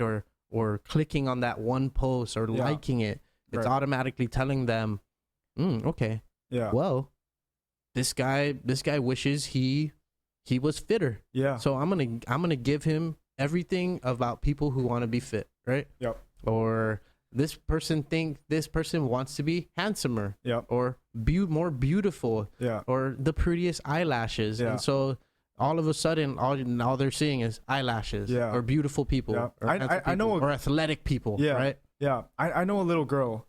She's Asian, right? She's got chinky eyes like me, like every other Asian, and she loved Frozen, right? And her favorite character was Elsa, like main character, the blonde hair, girl. Yeah, blue eyes, and she wants to be just like Elsa. From her hands. Yes, let her go. Yeah. Whatever. She just wants to be like Elsa. Mm-hmm. and I'm thinking in my head, like, she can't grasp, obviously, because she's very young. But, you know, at a certain point, when she's conscious enough, she's going to realize, like, I can't be Elsa. And what comes with that expectation is that, man, there's going to be disappointment. Like, man, I kind of don't like myself. I want to be blonde. I want to look pretty. But the reality is you're not. You know, and that's... Well, maybe inside she is. Yeah. And okay. To her standards, of what a beautiful person looks like, which is Elsa. I see. Right, an animated character who's supposed to be the most beautiful princess in all of Disney. Is it Disney? Pixar? I don't know. Disney. Yeah. I think it's Disney. Disney, right? Yeah. Yeah, and that's the problem. Everybody wants something that they don't have. Like, okay, listen, like, celebrities, right? Like Travis Scott, Kanye, everybody has the money, who has the following counts, all the likes and everything.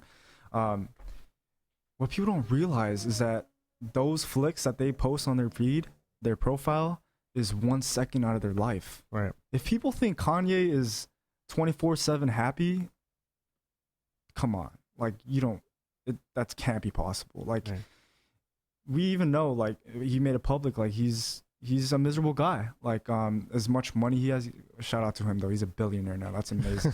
First black billionaire. Yeah. In the same breath. No, I'm not knocking on. That guy is crazy, but he's a fucking billionaire. No, I'm not knocking on. He's my favorite artist. Dude, he is my favorite artist. Yeah. I tell people that. Creative genius. I have to re-listen to some of his stuff because I stopped listening after the first album. Oh, what? Man, dude. And after the Taylor Swift stuff, I stopped. No, bro. Oh. Yeah, I gotta re-listen to it. I'm down and open to listen to it. He loves again. Taylor Swift. That's why. Yeah. That's like telling me cool sucks. It was That's my. So I'll give it a go. You have the record, right? Yes, I do, but it's not open. I have a record. So you haven't listened to I haven't listened after his first hit song. I really like it. So maybe after Late Registration is when he probably stopped listening. And then like the whole Taylor Swift thing, and then I was just like, dude. You rode the Taylor Swift train? Well, I just didn't like it, man. I was like, man, that's messed up, you know? And then I just stopped listening to it. Just kind of, you know, I didn't go, oh, who's this? And it was Kanye. And I was like, oh, this is great. Like, it just didn't happen. But I'm pretty sure they was telling me he's like Lil Wayne, where like you don't know that's Kanye. Yeah. But then you like it. So I'm like, okay, let's listen again. Yeah. He's just, and I agree with you. He is a creative genius. Yes, you know what I mean? 100%. Just everything about him, I really like and I really enjoy about him. He's put out masterpieces, man. Yeah. Masterpieces, timeless songs. But you know, but back to my point is, he's made it public. Like he's in his own world, his own bubble, where he's not happy. Yeah. You know, he's had mental issues, disorders, everything. And that's what I want people to understand, is that not everything about everyone's life is perfect. It's not it's the, what do you call it? I'm not hip enough for that. I'm not hip either, apparently, because I don't even know what you're trying to say. But yeah, people just set high expectations for what they want their life to seem, and that's where the problems arise. Yeah, man. They have expectations and they get disappointed. Yeah, man. Expectations is the killer, man. Yeah. Honestly, that's why I have no expectations of anything. Right. You know, of any person. Maybe let's just stick with this show. I'm not even going to speak on my life as a whole. Right. But I don't expect anything to go any way. Yeah. If you have no expectations, you won't be disappointed, right? Yeah. And that's kind of the motto that I've rolled with for a lot of things in my life, including the podcast, and not even expectations of like someone else, but expectations of myself. Yeah. Right? If I set the bar too high for myself, well, what the fuck am I going to do? Yeah. Right? I'm just letting myself down for no apparent reason. Yeah. Right? Yeah. So I brought up expectations and how it can be bad, but you know, I'm 20, I'm complex. I don't know exactly who I am yet. So I have different opinions on the same subject. I might like one thing, but I might not like the same thing. My opinion on expectations, you know, it's a very general subject. My thing is, so I firmly stand by expectations on your life and, you know, social media. But at the same time, I have this different alter ego where I'm like, so Phil Jackson, his quote, right? He says something along the lines of, you shouldn't expect anything, so you don't be disappointed. Right? Everyone knows that, Right. Yeah, I just said that. Yeah, it's exactly what you said. Damn. Did I steal that from You're on Phil? The same My bad, Phil. You're on the same wavelength as 11-time champion. There you go. Phil Jackson, baby. I didn't even read that book. Anyways, to be honest with you, half of me goes, fuck that.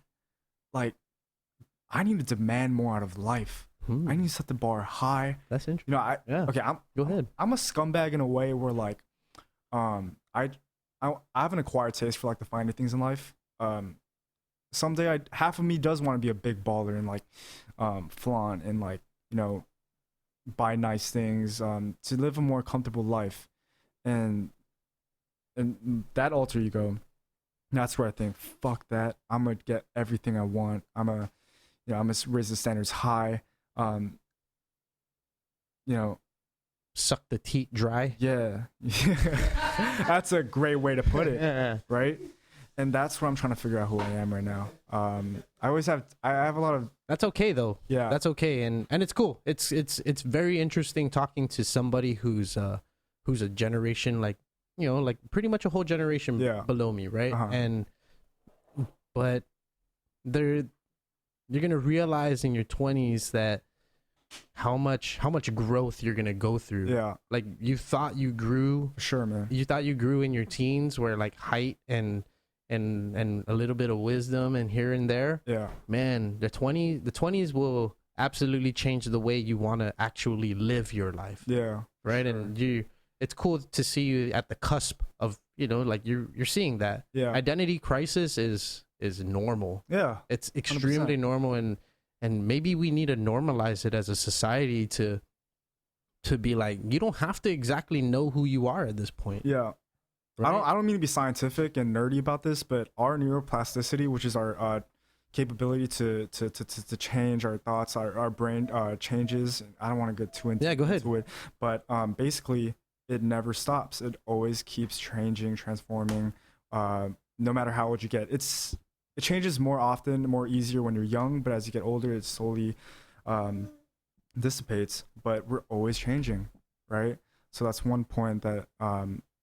What were we saying? We're talking about our 20s, right? Right. Yeah. How much growth you're gonna go through. Right. So we're always gonna grow no matter what. Yeah. Yeah. I don't even feel like I'm done growing. I'm gonna be 33. Yeah. In a couple months, and like I don't even feel like I've even climbed the mountain. Hell yeah. Right. That's what I like to hear, man. Yeah, dude. It's amazing, and I think that's only when you're kind of forcing yourself to learn, right? You wanna tell yourself, fuck, I need to do better than I did yesterday. Yeah. And as long as we're doing that, that's okay. Yeah. Right? And that's why, like, doing the same thing every day can get detrimental to the progress of the self. Yeah. And how we look at ourselves and how we view ourselves in the grand scheme. Because if we're not purposely trying to, that's the word that I meant to use, not force, purposely, right? There's a difference between forcing yourself and purposely making yourself do it. Right. And there's no denying that wherever you're trying to go, no matter how well you're doing, there's gonna be some stress, some sadness, you know. That's back to my point. Life is binary, man. There's no sunshine without the rainbows, right? You can't appreciate the sunshine without the cold, right? So that's why you and I, we firmly believe that we should have no regrets, because the bad that happened to us made us stronger, made us better, made us more knowledgeable, made us more wiser, and we appreciate those bad things. I sometimes I like to do things when I'm not even 100% in for it, only because it's new. I like the adrenaline, and I embrace the bad stuff that comes with it, because I know that I'm gonna learn from it. Fuck yeah, dude! And you're fucking young. Yeah. And you're young, and you don't have a broken shoulder and shit. That's what I wanted to ask you about. Really? You know, like, here I am, like, broken shoulder right now. Like, that's all like, I love this commentary. You're it so just pops in and out. You're so inside. It's refreshing to see you so full of life, man. It's great. You know, I mean, you can honestly consume yourself with other things, but you're consuming yourself with wanting to grow, right? And we talked about addictions and vices. Like there's alcohol. People get addicted to drugs. People get addicted to sex. People get addicted to all these things. And to where it controls their life. And we have to figure out eventually as we go through it. And it's not all gonna come at the same time for everybody. That you have to put it to rest in order to move that step forward. You have to realize that this is the something that's holding you back from wanting to. You just gotta jump the gun. You just gotta go in, man. Like, there's a reason why no one's done it. It's scary. It's scary, but that's why you gotta go against it. You gotta question. You gotta challenge people's beliefs. You just gotta jump the gun. And that's what I want to see more from like kids my age. Yeah, you can encourage kids, dude. I mean, like I said, you're much. That's why I'm here. And I hope you tell everybody, who's younger than you, so we can, get a younger listenership. And I don't want to sound like I know everything, which I obviously don't. I'm speaking like some Master Shifu right here. But I just want to put it out there. But you're Korean. Yeah. Same thing, right? Right. We're all yellow. But yeah, I just want to put it out there, guys. You guys gotta go for it. You just gotta do it. You gotta jump off the deep end, or just jump off. Yeah, man. Yeah, we're not jump off the cliff, but just go. Yeah, just do it. Just do it, metaphorically. Yeah. You guys are not physically. Don't be doing stuff to yourself. You guys are talking about setting the bar high and like no expectations. It's a good balance kind of thing. Yeah. I think you shouldn't. Yin and yang, baby. Not do it. Not have that high bar, because if you come short of that high bar, man, you made it past everybody else's 0 bar. Yeah. And which makes you grow in every way, because you have to fall every time you're trying to go higher and higher. You're gonna fall, but it's not how many times you fall, right? Yeah. It's how many times you get back up and stuff. Oh, that's the third cliche that we. But I agree with that we come across tonight. It resonated with me about the don't have expectations for people. Which is good because you won't be let down. But at the same time, we have to all pick each other up and everybody needs to have a fire lit under them sometimes in order to do something. Yeah, and which is what kind of like, how would you inspire anybody if you didn't have expectations? How are you going to accomplish that without having some kind of expectations to see their potential to grow? So it's almost like it's a balance. Like you don't want too much.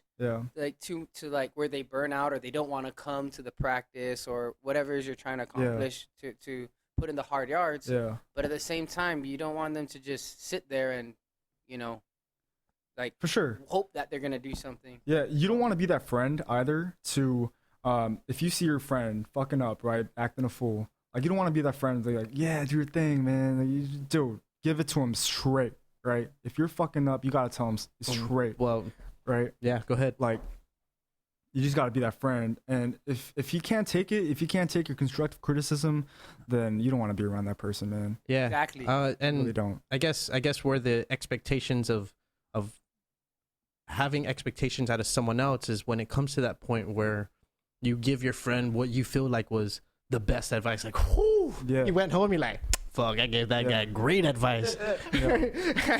and he doesn't take it. You can't feel bad. You cannot be like, damn, dude, what a fucked up guy. He didn't even take my advice. I told him exactly what he needed to do, and he didn't do it. You can't feel bad. And I guess that's where also that expectations of people of where I was leaning to was happening. It's like, yeah, man, Water? Yeah. Thanks, bro. You want? You're the man. No, I need to be able to converse. Listen, I need to piss. Well, what time do we start? I don't even know. How long are we in? Oh, here we go. There's 2 in a row. An hour 34. Oh. Hour 34. All right, we're almost halfway there. Go ahead. No, we're not even halfway. We're a quarter in. All right. I love it. I drink a lot of water. Yeah. Go for it. Yeah, going back to the growth and expectations things on people, and that's why I don't really try to lay expectations on people, because I want to give advice that that I think is sound, but if you don't think it's good advice, I'm not going to make myself feel bad about the fact that you didn't want to take it. That's okay. And I feel like a lot of people maybe, and I say a lot of people because I got myself caught up in that same thing too, where I was like, damn, you didn't even take my advice. I told him what he needed to do. right? But that's what happens when you're young. Yeah, and it's also you want to be that friend, like, oh, bro, thought I was that friend that you can fucking go to. How come you took their advice? And sometimes you feel bad, or like not bad, but you're like, man, dude, you just totally did the opposite of what I said. I feel like I thought it was between me at one time. I was like, hey, dude, just do this. Like, I did just the opposite of what I said. Like, and then it came back around. Like the same problem happened. I was like, well, I'm gonna push play on this recorder that I had when I was telling you the same advice, bro. What should I do? At that point, it's like, hey, bro, whatever makes you happy. Exactly. Whatever makes you happy. What ended up happening. If that's what makes you happy, then fucking do it. But I digress. On that. I'm just trying to really get through being injured. One of the fucking hardest things for me to do is watch you guys play. Dude, you're doing a good job at supporting, bro. I tell you. I'm like suffering in my brain. It's only temporary. Suffering in my brain, literally, on just wanting to be out there and wanting to pass and wanting to play. But it's cool. I'm glad I'm just pushing myself enough to get a sweat. You have to keep pushing. I didn't want to get fat on the couch. You're doing the right thing. That's 15 weeks, bro. Dude, down the drain. It's a 15 week? Oh, you mean no. Since I started, right? You need like a good. I threw up again. Nice. To go off. I'm not nervous. No, but yeah, so like you're doing a good job doing other things to support the cause, like taking the pictures and like, still facilitating the stuff. Dude, we still need that. And it's still an important part of what we're doing. But it's gonna be temporary. Like before you know it, you're gonna be playing again. It's not a deep injury kind of thing, where I think you broke is. your bone. I think it is. You think he has a big? You think he has a big injury? Yeah. We don't know if it's. We don't know. I got to get my MRI read, and I didn't break any bones though. That's surprisingly because I wasn't. In all the things that I've ever been to, I've played soccer, I've skateboarded, I've hacky sacked, I've surfed, I've played active. Played basketball, for everything for fun, right? Football, rugby. Yeah. Put my life on the line. Yeah. Let me flip to damage it and I haven't broken a bone, thankfully. Yeah. I'm gonna knock on wood right now because I've never a kid that drank milk. Right. Or that liked milk of any kind. Yeah. 2% whole milk. Can I tell you a story? Sure. About how you can finish. I'm done. Yeah. Yeah. Go ahead. Okay. I'm gonna tell you how I found out that I was lactose intolerant. Okay. So just as a preface, Koreans historically, we never had cheese in our food. We never had milk. All we had was kimchi, rice, and like some soup and some potatoes and some sprouts. Yeah. No milk. I don't know, bro. I love all those side dishes. Yeah, no. When I go to the restaurant. Don't get me wrong, they're fire. That's my favorite shit. The fish cakes? Yeah. Oh, bro. Well, locals like the fish cakes. Yeah. Man, you know what? I'm gonna hook you guys. Hey, Myeongga. Go to Myeongga if you ever get a chance. I love that Korean restaurant. Can I be honest with you? Can I be honest with you? Yeah. Like, okay, I'm a very particular guy. Okay. I have high expectations for a lot of things like food, music, whatnot. I gotta be honest with you. I hate to burst your bubble, but like all the Korean restaurants in Guam are trash. Oh. Okay, but if you had to pick one that was good, which one would it be? You know what? I'm so out of the loop because I haven't tried one in a while that I can't even give you an answer. The last you know what? You were like, here's the thing. Half impressed. We'll go to lunch to Myeongga. Yeah, let's do it. No, I was gonna say which one? Hold on, I'm gonna hook you guys up. My mom. All right. So I like that. That's a good start. My parents. We did California Mart. Okay. And we always have a kitchen going. My mom knows her food, and I'll hook you guys up. Well, okay. If you guys need some kimchi, I got you guys. So what happened to California Mart now? Okay. They're completely closed? It's temporarily. Okay, so listen. California Mart used to be popping from the moment I was born till like 2000. It's like 2010. Like by the time we started we were leaving and we were graduating from college, like No, they just 2007, closed 8? recently. Yeah, okay, I'm talking about the original location. The The one one, at GPO? yeah. Yeah, Yeah, we go where there all the Forever time. 21. Yeah, was, exactly. or the bleep bleep bleep bleep was. Yeah, Right. yeah. No, it was popping, and then economy hit, and then you guys want to know how much the rent was Sure. per month? Can we do a guess? Yeah. Per month, 15,000. Oh, get the fuck out of here. Get the fuck out. I was just trying to see what it is. 50 more? Yeah. Dang. I'm gonna A shut up month? because I'm real estate Yeah. right now. I haven't checked GPO's rent right now. 90,000, guys. A month? A month. No way. Yeah. Yeah. So we had to close. So yeah. Whoa. Yeah. Yeah, and that's why Wow. Forever So- 21's bankrupt right now too. Yeah. So your family started California Mart. Yeah. Okay. Yeah. We've always been in like, stores. Yeah, that was another thing that a credit to who I am today is closing. My family, when I was born, we were very wealthy. I'm not even trying to flex. I'm just trying to give a real Sure. tell my story how it is. Money was like paper, honestly. And it's a blessing in disguise that it closed and that we were struggling. And of course, it's a first world problem, right? Like, I can already hear people saying like, dude, who gives like, you were rich, like you're complaining that you're not rich anymore. Like, come fuck on. But I mean, it's different when you actually go through it. Yeah. I'm gonna tell you, like, we used to eat at, Roy's every weekend, La France, all the nice places, Right. To not go there anymore. Living the good life. Yeah, and to not go there anymore because we were struggling. A lot of people fucked us over. It was tough, but at the same time, I realized, like, dude, this is what it feels like to be human, right? To struggle. And that's something I experienced when I was growing as a teenager. I'm looking back, I'm so fucking thankful. Because imagine if I was balling my whole life, I'd be a scumbag. I'm already a scumbag as it is. I was just gonna say. You Bro, I just love your mentioned. honesty, bro, and I appreciate that what you're saying right now. I tell more. I want to hear because it's such a like a humbling story, and That's exactly what it is. I really appreciate the truth in it because, man, like you can get one you can have all this money and one wrong move, one lawsuit, Yeah. and it's gone. And many people don't understand that money is still paper, whether you're wealthy or not. It doesn't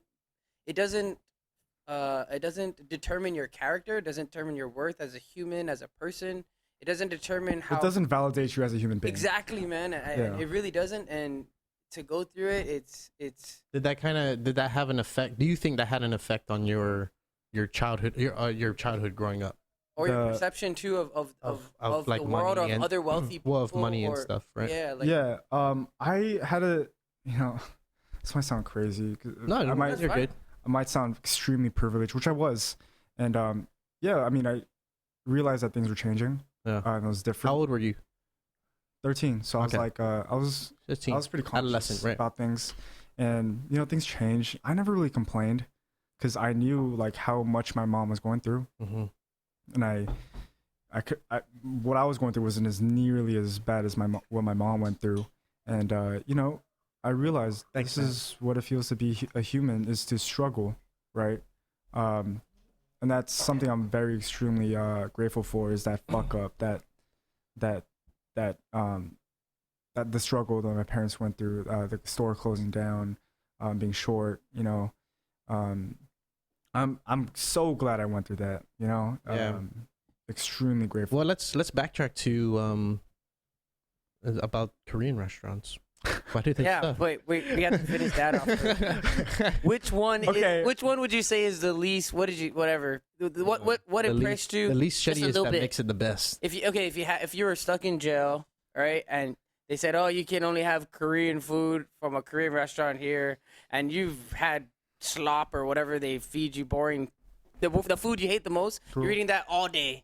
Okay. And then they go, well, we're going to let you have something different. It's going to be a Korean food Whatever I want. on Guam, Korean restaurant on Guam. Which one would you pick? It's mom's. Oh no. Well, Of course. okay. Was that what it was? California, my baby. No, Was it? it's no. She never had a restaurant. Oh, okay. So. But Well, his mom's cooking. Oh, I don't You can ask me. You can know, ask no, me you can't what. say mom's cooking. I'm telling you, like I'm so out of the loop. No. Like Well, which one? Okay. Did you, Well, at least I would say, look, I love meat. Right. I was even a carnivore at one point. Wow. I can get into that later. Crazy, bro. What was I thinking? I mean, no, I'm glad I did it. Anyways, I would probably Which pick one did you pick? boga. A boca.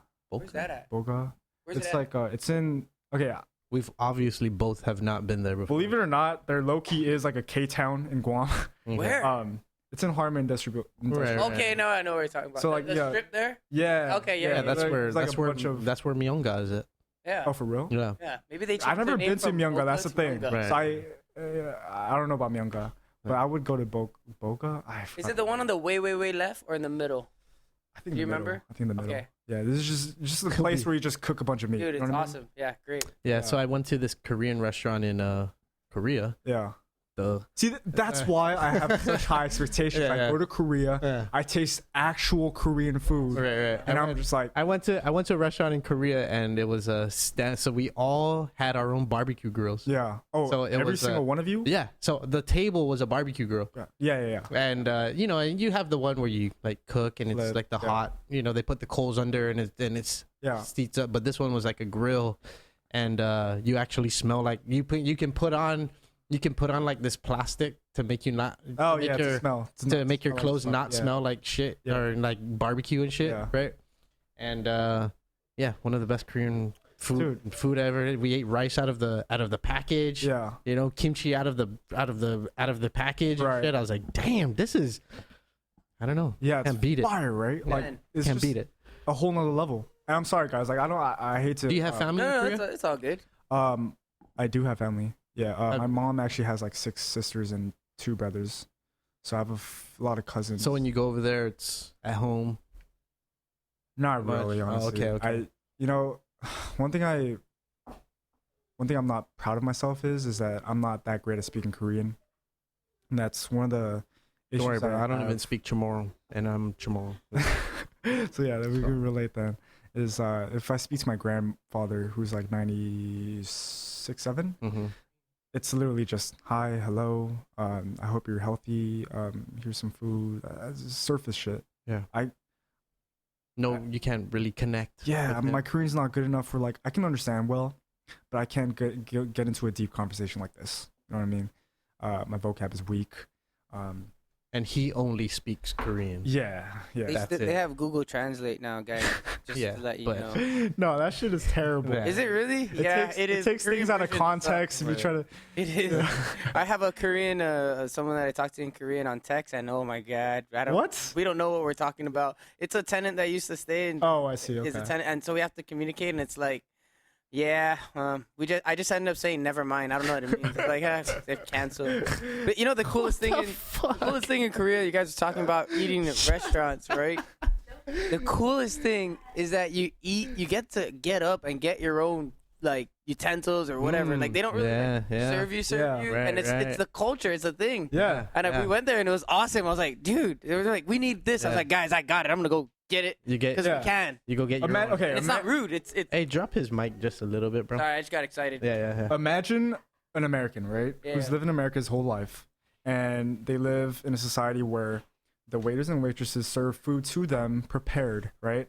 And imagine them going to Korea, where if they go to those restaurants where you cook yourselves, Mm-hmm. and they're just given raw meat, and they leave. Right. They're like, what the fuck? Yeah. Cook us the meat. Like, what are you doing? Dude, Like, what the fuck am I supposed to do with this? And that's where the cultural pathways get lost and misconstrued.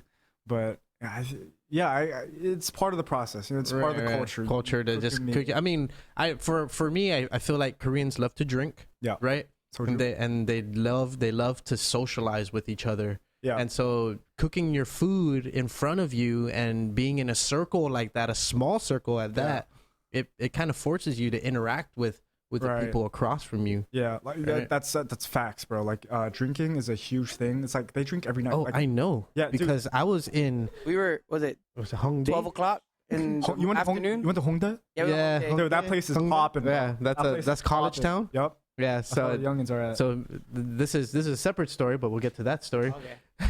So it's me and we had a great time in Korea, by the way. I'm glad you guys. So me and my lady went to Hongdae, Hongdae. Yeah. So we went to Hongdae and College Town, and we were leaving Yeah. to go to our flight at 6 a.m, and dudes are like walking, like dragging their feet, drunk as fuck, like having a great time, like the time of their lives. Second story about Korea, having a great time. Where was the place we were at? The same place? Or No. Itaewon. Itaewon. Oh my gosh. We're all the scam artists. Ugh. Bro, they didn't scam us. They didn't I tell scam you, us. We had a great We time. had a great time, and we made friends. You guys bought those fake Louis Vuitton wallets? No. We went out. You guys bought those fake Gucci belts? We were trying to hang with the locals. Like, we were trying to look for the smaller. Safe to say, we dropped everyone we were with home because we stayed like right off the street of Itaewon Street. Yeah. And so we were in this penthouse I know what you're kind of talking deal. about. Oh shit. Okay. Yeah, because we went there with a bunch of other people for EDC Korea. Yeah. And we 11 o'clock or 12 o'clock we dropped the first people home. 1 o'clock we dropped the second people home, and then me and him didn't come home till like 5:30. And everything was still popping. Like people still weren't sleeping. Man. We still shit to do. The sun was like almost coming up, and we were walking towards the condo, the Airbnb, and people were walking the other way towards the street, and we like looked at each other. We were like, we go back and see what they're walking to. Two essentials when you go to Hongdae is and Itaewon is Advil and sunglasses. I'm telling you. What's the Advil for? Oh. For the next day? Yeah. Sunglasses At 5 a.m. coming home. At 5 a.m. Man. Yeah, dude. No, but and the party culture there is pretty awesome. Yeah. I never really got to experience it.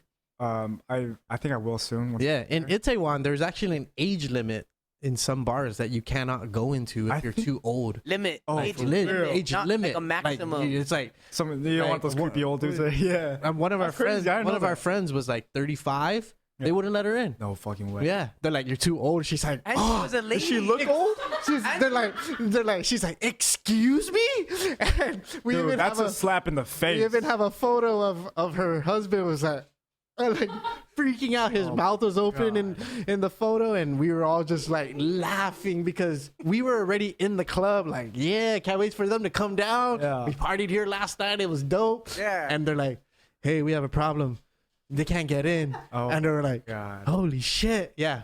Cutoff age. I've never experienced that. They reached the cutoff age. So Don't mention her name, but does she look old? No. Hell no. no, not at all. She's younger than some of us. Oh my god. Not at all. Not But at all. they checked the dude. ID. Like, They checked the ID and they were like, you're too old. And she's like, excuse me? What the fuck? God. Do you guys know who we're talking about? No. She She was does. there. Oh, Yeah, man, that's sad. yeah, Well, she went home? No, we went to another bar. Oh, okay. It was just that one club. So You guys this, are good friends. so this club, it was a dance club. They just want young people in there. Yeah. You know? Yeah. And I was like, if we were in America, I'd be suing your ass right now. No, I can relate to that because my fate got taken away. I was the only one. Whatever. Past is past. But yeah, okay. The drinking culture in Korea, crazy. Yeah.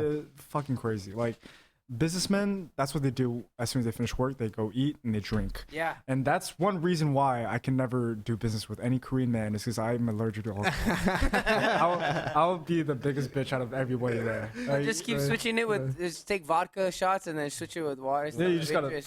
I tell the bitches, give me water every time. Wondering why I'll tip you a lot. Just wondering give why me the water. couch is Genius. wet the whole time, right? Like, why the fuck is the That's what we couch gotta is do. soaked? Yeah. We're older, bro. We know the trick. No, we could tell. If someone's not getting drunk and they're drinking vodka and they're not getting drunk, we know they're drinking Yeah. water. You just honestly, as you get older, you'll just learn not to give a fuck.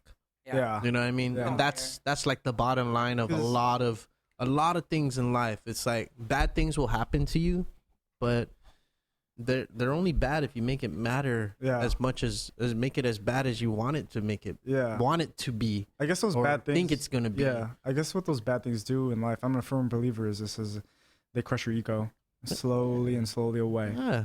And that's something, ego death. Ego death, man. It's a part of life, man. The last time I heard ego death was Kanye West album? No. Oh. It was Clayton Leonidas. I have no. He's one of my friends that came on the podcast. Okay. Really good percussionist. Okay. Spiritual guy. Yeah. He took some acid. Okay. And was it acid? Yeah, I'm pretty sure he took some psychedelics. Name dropping here. Yeah. No, he was open. He was super open about it on the podcast. And yeah, you listened to it. I believe, Matt, you want to get a confirmation on when Clayton was on the podcast? Yeah. Yeah, man. No psychedelics. Yeah, and so he had to go through this ego death to sort of get through the things that he experienced. Right. Look back in his past life, whether it was recent or beyond recent. Right. Yeah. It's like you're yourself, but you're also at a distance looking at yourself. Yeah. Yeah. Yeah, man. Ego death is an amazing thing and a great pathway for you to, become more human. Is this something that you like understood taking psychedelics, or it was like just something that you just know? Yeah. So I took psilocybin. Okay. Mushrooms. The compound, and yeah, you can tell you're a smart guy. You called mushrooms psilocybin. It's 160. But that's what it is. Yeah. 164. 165. Yeah, so, this is what I was debating. There's nothing wrong with it, actually. I know. There's really nothing wrong with it. So don't even be. Before I came here, before I threw up at Circle K. No, I'm just kidding. I was debating really hard about whether I should speak on psilocybin because it's very still taboo. Very much so. Against conventional norms, and we don't have to talk about it. No, I'm willing to now that I've spoken about it. Yeah, there's a huge misconception, right, about psychedelics in general, and I'm glad to see that it's becoming more accepted, and there's much more research being done on it and how it can cure people's sicknesses and mental illnesses, and I would go as far as to say that, look, as a kid, I'm still a kid. As a kid. Yeah, as a kid, I was not a good kid. Like, my ego got to me. Imagine, right? Like, I'm the hooper. Got things going well for me. Everything's lined up for me. Hey, you're actually bending in the camera. You can just walk normally. It's fine. Yeah. I'm getting real personal. No, go ahead, man. It is a very as much as you want to, and you don't have to completely do. No, I'm just fine. Just because we've talked on the topic, you don't have to. Yeah, no, I'm fine with talking about anything really. It's different, right? Like before I came here, I debated hard if I should talk about it because this is a platform where anybody can listen to, and it's on air, it's on record. Like I said, unedited. It's who I am, and here I am talking about it. Yeah, so I was not a good kid. Ego out through the roof. I don't think I treated people the way I should have done. And yeah, so when I took it for the first time in college, first of all, the effects it has on you, on more the surface level, makes you feel more empathetic, more loving, makes me want to tell everyone I know that I love them. Makes me feel more human, right? It makes me feel more in tune with who I am, with my spirit. And in the more deeper experience I had, I experienced ego death, right? It was tough, right? But there's good and the bad, like I've mentioned before. And it was tough to look back, right? Realize who I am. I was directing this movie I was watching during the experience, and I was looking at myself from an outside perspective, still myself, and seeing what I've done in the past and what I've done to people. And I realized how really fucked up I was as a person, right? And people might think I'm exaggerating. I'm painting myself as like a criminal. It's okay. But I mean, I don't think you're a criminal, but I hope you don't. I think you're a young intellectual guy, you know, who's, I mean, you're on a pre-med track, right? You're not doing nothing with your life, and you're not looking. It's not like you're not looking forward to improving yourself, right. And going through these experiences are super necessary, extremely necessary. So, I mean, don't even worry about people laying judgment on the things that you know that you have to say about yourself, right? And okay, I completely agree. It's just, you know, it's a little tough for me, and it's not criminalizing yourself. Yeah, right? It's just a little tough for me because, you know, I have a reputation I uphold. But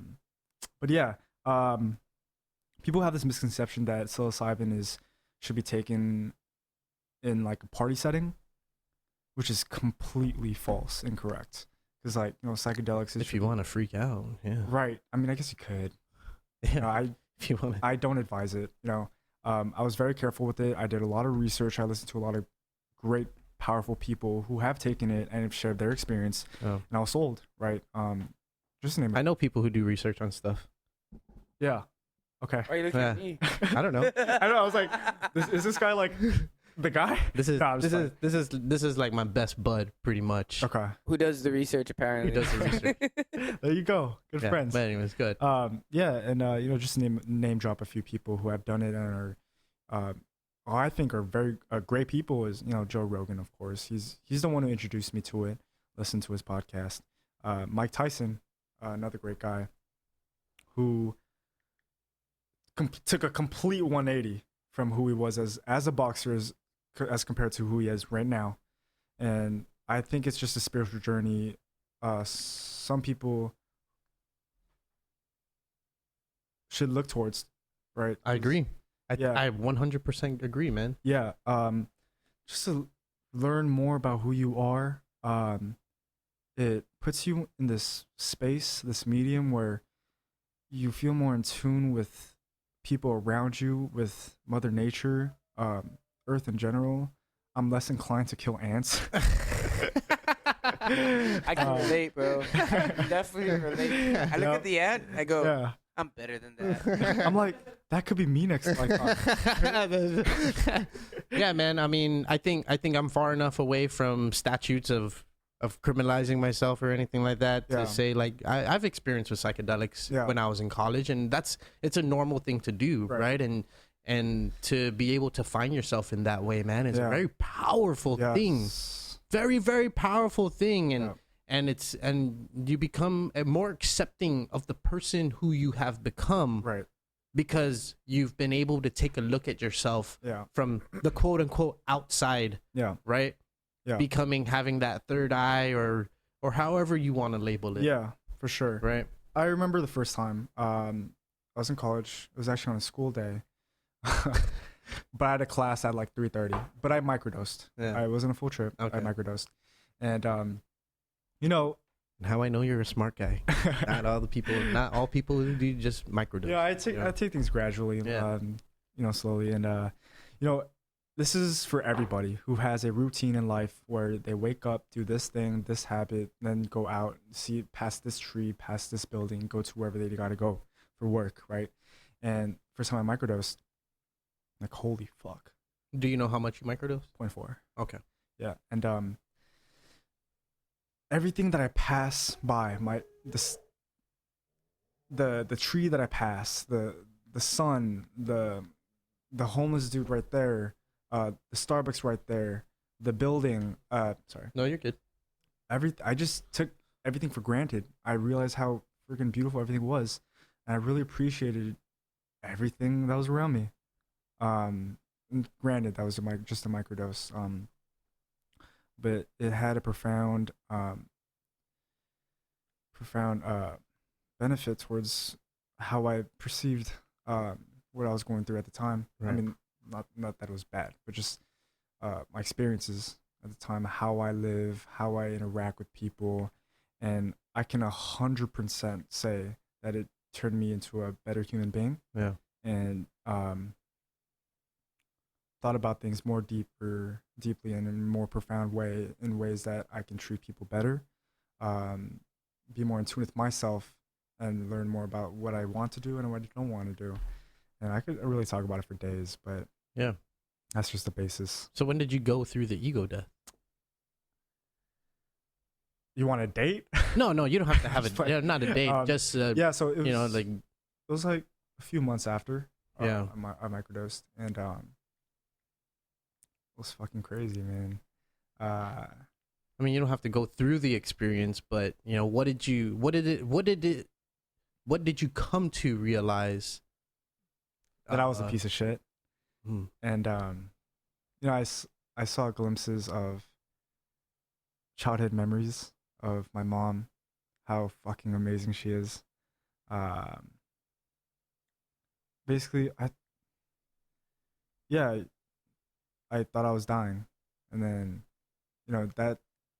So okay, what people say, what the experts say, is that the experience you have during the experience is similar to the moment you're born and the day you die, right? And ego death in particular. Right. It's hard to put into words, right?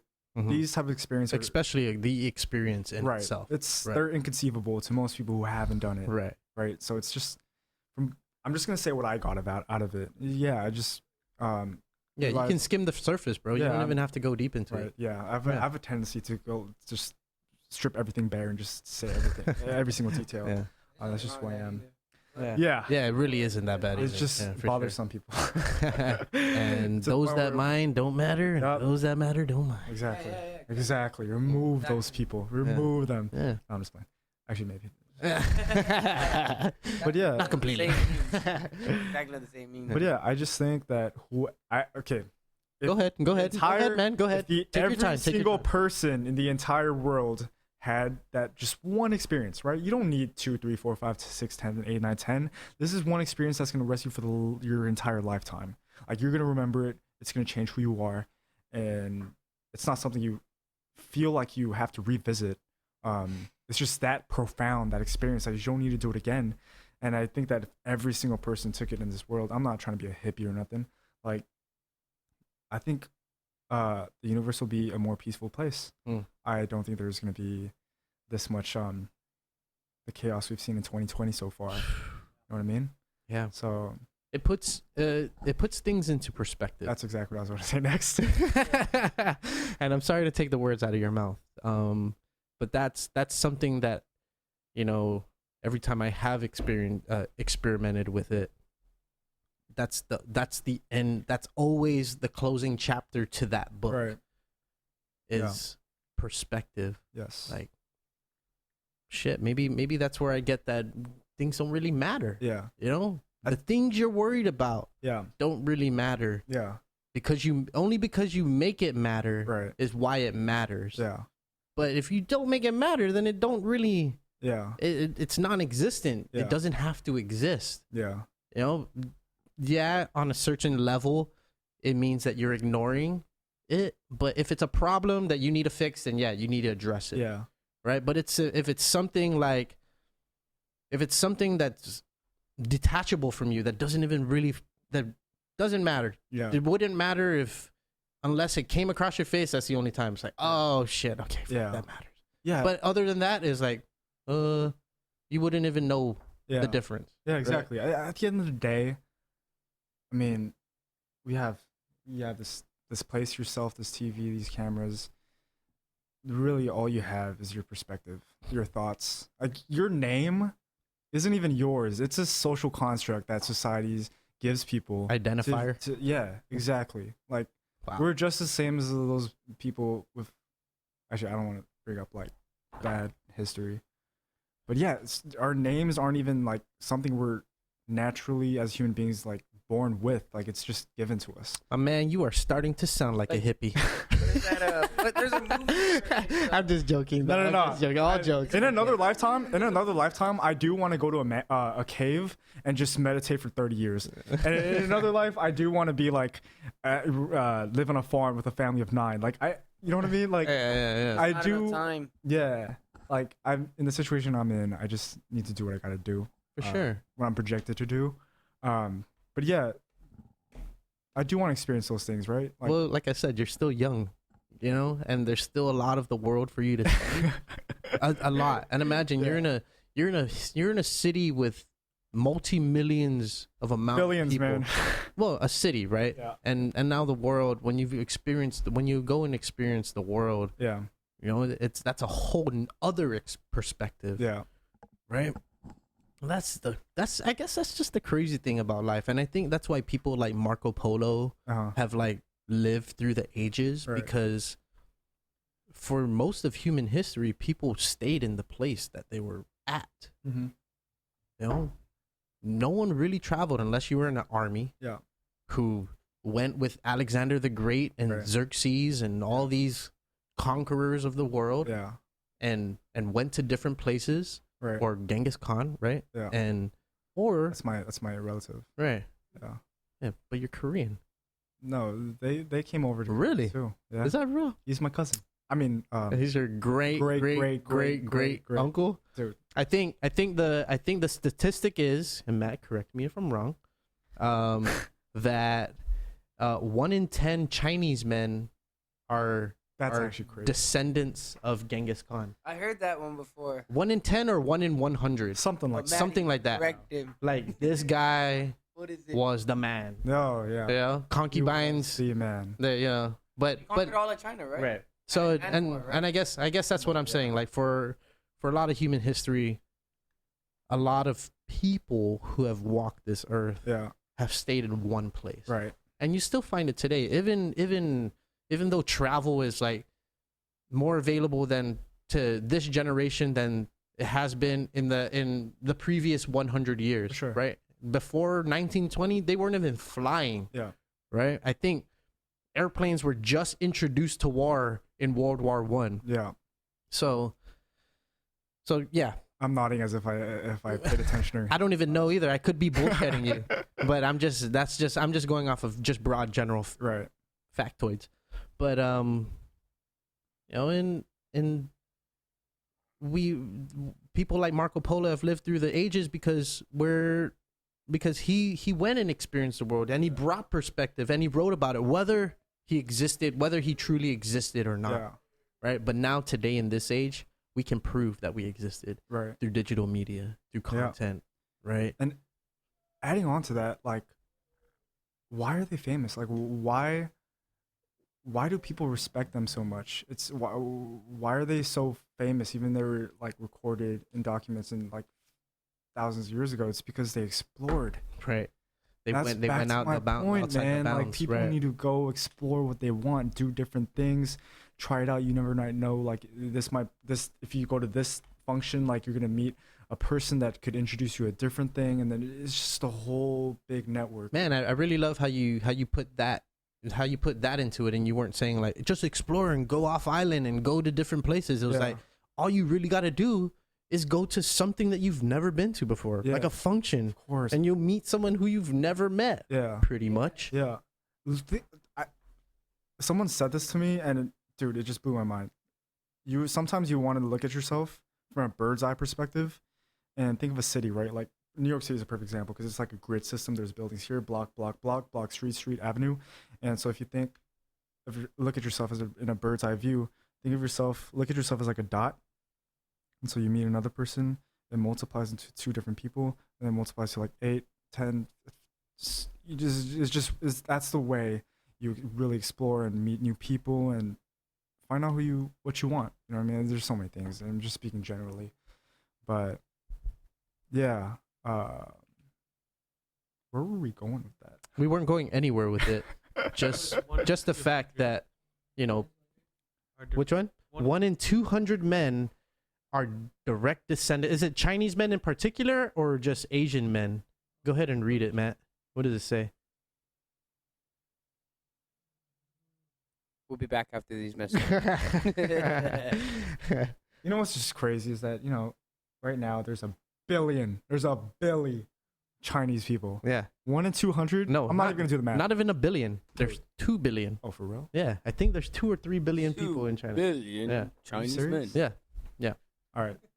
everybody, we got to learn Chinese. Got Chinese somehow. Yeah, my girlfriend is half Taiwanese. Oh, really? Yeah, and I told her, I was like, when we have kids, our kids are learning Chinese. Yeah, they're going Chinese. I don't even look at that as a joke. Like, you really should. That's smart. Yeah, that's really smart. Yeah, because there's gonna be a future benefit to that. Yeah, you know. Yeah.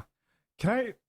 Okay, I just want to. Okay, since we're talking about Chinese men and Asians in general, I want to give advice to the 3 listeners, the 3 girls listening in who like Asian men, and who prefer to ride the yellow train. They might be men. I'm not too sure of the demographic of females that listen to this podcast. Anyways, to the 2 of them are in this room. to the 3 listeners. To the 3 listeners who like Asian men. Out of the Japanese, Chinese, and Koreans, you go for the date the Chinese man, okay? Just trust me on trust me on this. I'm Korean myself. I'm not Chinese. All right, just trust me on as I mistakenly thought he was earlier. But why is that? Why do you think so? Okay, I know firsthand Koreans. Look, I'm proud to be Korean. I like many things about Korean men. I mean, people. We're talking about Korean men, anyways. So, right. So there's a part of our culture. It's called the Han. It's a very deep social, hereditary construct. It's in our blood. There's no definition to it, but many people have described it as Korean men being very angry, sorrowful, miserable. If you look at Koreans right now, like even today, like they're the most like they're very hardworking, but they look so miserable. They're angry all the time. They get very mad at people. They're racist. Yeah, I just wouldn't date a Korean guy. Like seriously, like please do yourself a favor, steer clear of the way.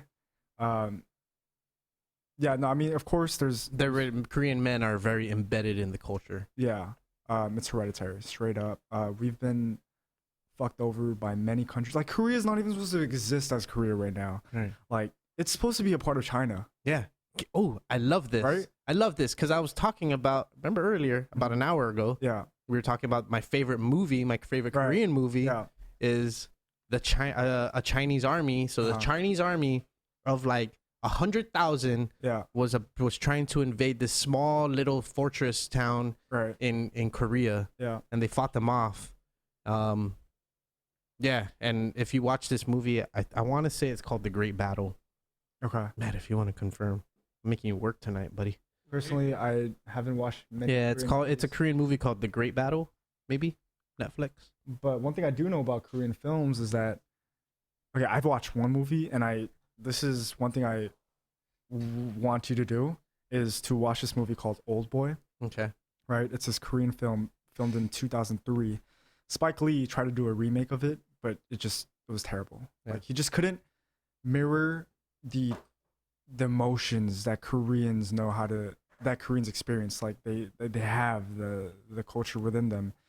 And it's a movie that just strips the human soul, the spirit bare to its minuscule existence. Like it's just so intense, raw, emotional. It's just so many holy fuck moments, right? And it just shows how intense our emotions are. And of course it's Old Boy. Right, Old Boy. Matt, please note that. Old Boy. It was the only Korean film I've ever watched, and I have actually done a paper on it in college.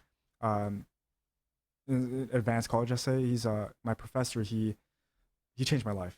Like I never thought that a professor advanced college essay, so it was a writing class. Okay. And I never thought that a teacher in a classroom setting would make this much of an impact on me, but he did.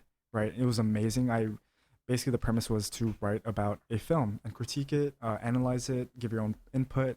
And I thought, as a student, I try to like mind fuck the teachers a little bit, like give them a little challenge and do something out of the norm. Mm-hmm. And so I picked this movie, right? I watched it and I was like, holy fuck, I need to write about this because it's like the most provocative, intense movie I've ever seen in my life. And I've seen like a lot of crazy gory movies, right? Like Joe Pesci movies, those old Italian mob movies, Scarface, Goodfellas, everything.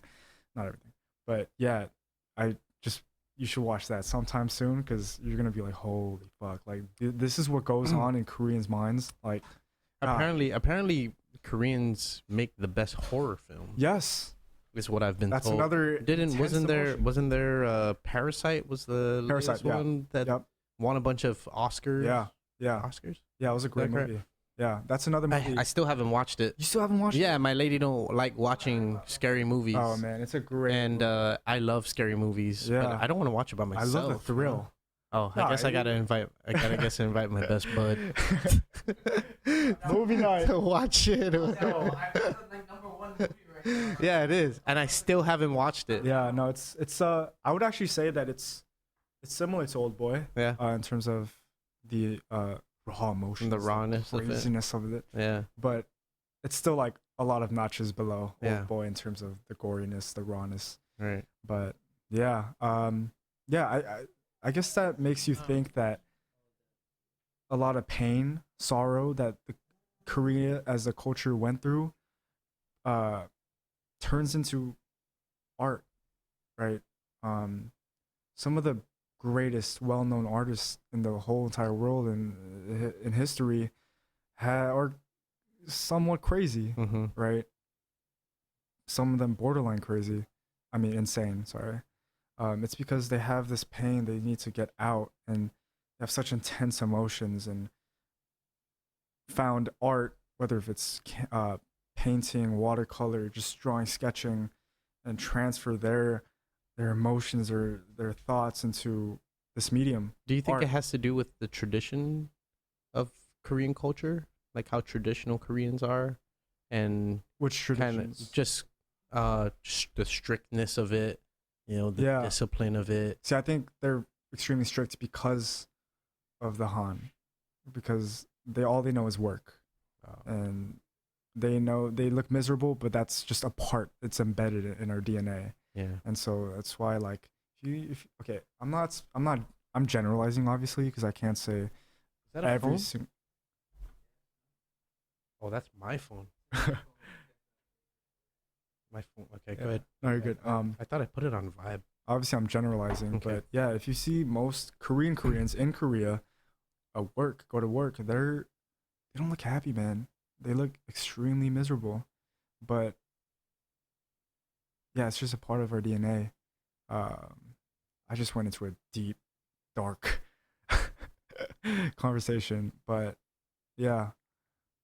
Back to my advice to females. Don't date a Korean. Yeah, go for the Chinese. Is that why they're so mean to me? And plus, I try to get dollar pickle. And plus, think about it, right? Like in China, the ratio of men to females is insane, right? Because you guys know the rule about you can only have one child. Yeah. And okay, this is extremely sexist, but yeah, they prefer to have a male, right? So that's why there's an influx of males compared to females. Oh. And so, Need workers, bro. yeah. And so, they'll treat you right. They'll treat you right. Yep. You want to be treated right? And so all my fellow date a Koreans, Chinese man. all my fellow Koreans out there, don't hate. I'm just speaking facts. So, hopefully, I'm not offending anybody by asking this. But what's up with, so there's this. I don't know if it's a common thought or it's something that's been told, but do usually so Korean families usually take up a store, right? They live on the top of it. Mm-hmm. But does it get transferred from family as families come in and the family sells off the store and stuff, and you kind of see different owners at the same store sometimes? Are you referring to Korean families in Guam? In Guam. In Guam. Yeah. Okay. So you have to consider the fact that Koreans just recently came to Guam. Recently meaning the past, like in the 80s, 90s. Okay. Like And 40 so- years. Okay. Right. And the businesses that most Koreans do on Guam, and even in LA or in the States in general is they either do dry cleaning, mom and pop stores, and one more thing. It's another taxi job. Huh? Is it karaoke bar? That's I guess. That. But I'm talking about a majority of them, you know. That's where the best Korean systems, or the systems, best ones. Karaoke system, Yeah.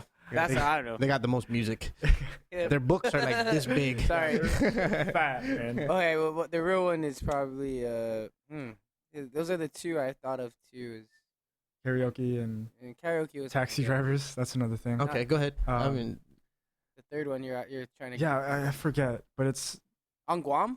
Yeah. On Guam. I'm talking about first generation. and like migrants, immigrants. The game machines, the pachinko machines. No, that's Japanese. I think that's Chinese or Japanese. Pachinko's Japanese. It's Japanese. I'm trying to imagine where. But I think it's okay. We don't have to find out the third one. Yeah. We Okay. just. Anyways, so if you think about it, right? They generally were doing those type of jobs, and the next generation, my generation, right? Now, our parents don't want us to do what they're doing. They don't want us to do those dry cleaning jobs and grocery store jobs. They want us to do whatever they want. We want. They want us to do bigger things, right? Doctor. Right. And so that's where you see a big transition, right? A cultural shock, or big transition is our parents want us to do bigger things, bigger than they did, right? And so that's where you see a lot of Asian kids do big things, right?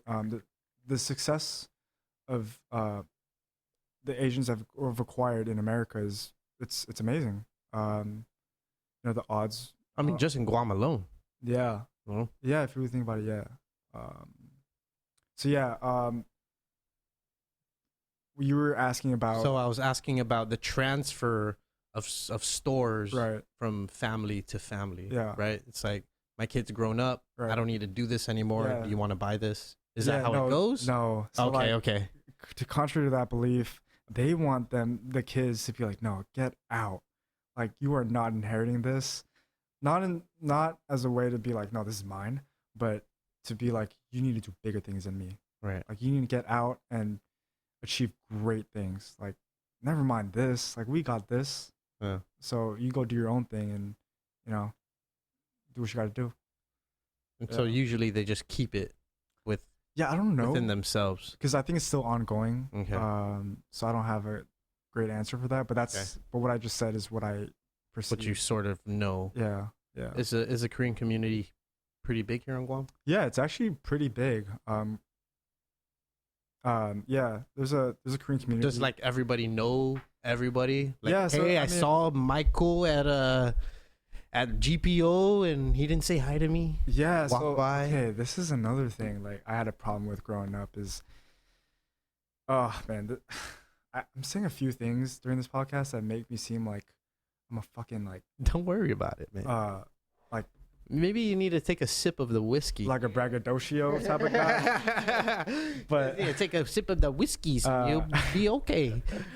Like I said earlier, my mom was she was balling. My parents and wrong pipe. Maybe you shouldn't take a sip of the whiskey. Don't take a sip like that of the whiskeys. Not like Okay, that. shoot. Sorry. But during the time when my parents were well off, my mom was considered like the Korean godmother. Okay. Within the Korean community in Guam, like people would go to her for money. My mom would just hand them out. It was like that. And so my mom had me when she was 40, right, which is pretty late. Right. And For Guam standards. I guess I don't know what the standards are. It's like at the age. 17, 18. I'm just kidding. No, it's all jokes I'm here. just kidding. None of the things I don't even know the standard. That's not Nothing- even a proven fact. Nothing we say on this podcast is true. Right. But yeah, so my mom had my brother when she was 29, right? Mm-hmm. And so during this whole period, the 11-year gap, she's been trying to have me. Okay. And so, You're like the miracle baby. yeah. Okay. Yeah. And so, my parents were stressed. People were like, when are you going to have it? Like, when are you going to have it? So, I guess I was a miracle baby. And when I came out, being born under a powerful family in Guam, people would tell me like I was kind of like the golden child of the Korean community. And, what? No, nothing. Is there an inside she's considered the golden child in my family. Oh, really? Got it. So there's two of them in here. To be in the presence of. Oh my God, it's so shiny in here. No, we go get Matt. You have an extra pair of shades, bro. Yeah. Just nod if you agree with me, or you just shake your head if you disagree. That's a lot of pressure, right? Oh, it comes out. It's like all this pressure He's you naughty. never wanted, right? Like, man, fuck, let me just be a baby, like, God damn, you know what I mean? Yeah. And so there's just people, I was high expectations of you. Yeah. And I guess there was a lot of pressure. What was the initial question you asked me? No, you were talking about how your mom was like the godmother, right? And because you were born, your mom was trying to have you for all this time. You were considered the golden child. I know where I'm going with this. Right. And so, remember in the beginning of our conversation, I talked about how I was lucky a social misfit here in Guam because, I don't identify myself as like one of the locals because I'm really not. And yeah, you are. You're a Guamanian. I guess. No, I meant, technically, but culturally, I'm not. I understand. Yeah. Not that I don't want to. I actually did want to. Right. You want to call slippers doors, right? Right. Yeah. I'm just joking. That's not what. That's not a cultural thing. Don't worry. So, yeah, I never fit in anywhere. I was like in a liminal island, like no pun intended, away from everything because I couldn't relate to the locals. I couldn't relate to the Korean community because first of all, I didn't speak Korean that well, and I was just like. I didn't fit in well with the Koreans. Like, there's these certain like traditional customs that Koreans have to do, and I always thought like, what? Like, why do I have to do that? That's ridiculous, And I kind of stood out in a bad way, and other Korean families would be like, what's wrong with that kid? Like, he's so disrespectful. Like, he's not a true Korean. And, they talk shit because when you're talked about, it's natural. People talk, and and it's a reflection on the family and stuff like that. And that's a curse living in a small community because like if you're known, there's always going to be a backlash coming with it. So yeah, and so that's where I think that's where it was because the expectations of you were so high, and you weren't sort of meeting those expectations as a Korean, that it kind of like was offsetting for you. To be honest with you, I didn't give a fuck. I really didn't care. Okay. But I just was a misfit. I just couldn't really connect to both cultures, which is kind of weird for me. But it's what it is. I'm okay with where I am right now, and with still a lot of growth to be had. For sure, man. I don't think I'm nearly there. No, I can't think of myself. LeBron is in his prime and he's 35. Yeah. You know what I mean? No, exactly. It's like never be satisfied. Never, ever, ever be satisfied. Yeah, man. You do have the drive, man. I can see it. And I've talked to a lot of people on this podcast, dude, and you're one of the few youngest people that I've actually had on. Yeah. Matt, have we had anyone younger than Michael here? I don't think so, right? Very few. I mean, we would really have to really think about it. Okay. Well, yeah. I mean, yeah. Maybe Oni, right? Remember Oni was the maybe Oni. He's a hip hop artist. Yeah. No, I heard of him. Yeah. But he doesn't live here no more. And but anyways, good. Yeah. So I mean, I love the podcast medium. I searched up I saw your name on Instagram. I was like, who's this Master Random dude? Like, right? And then I realized that you're a podcaster. It's usually dudes for some reason. That's one. No, I'm sorry.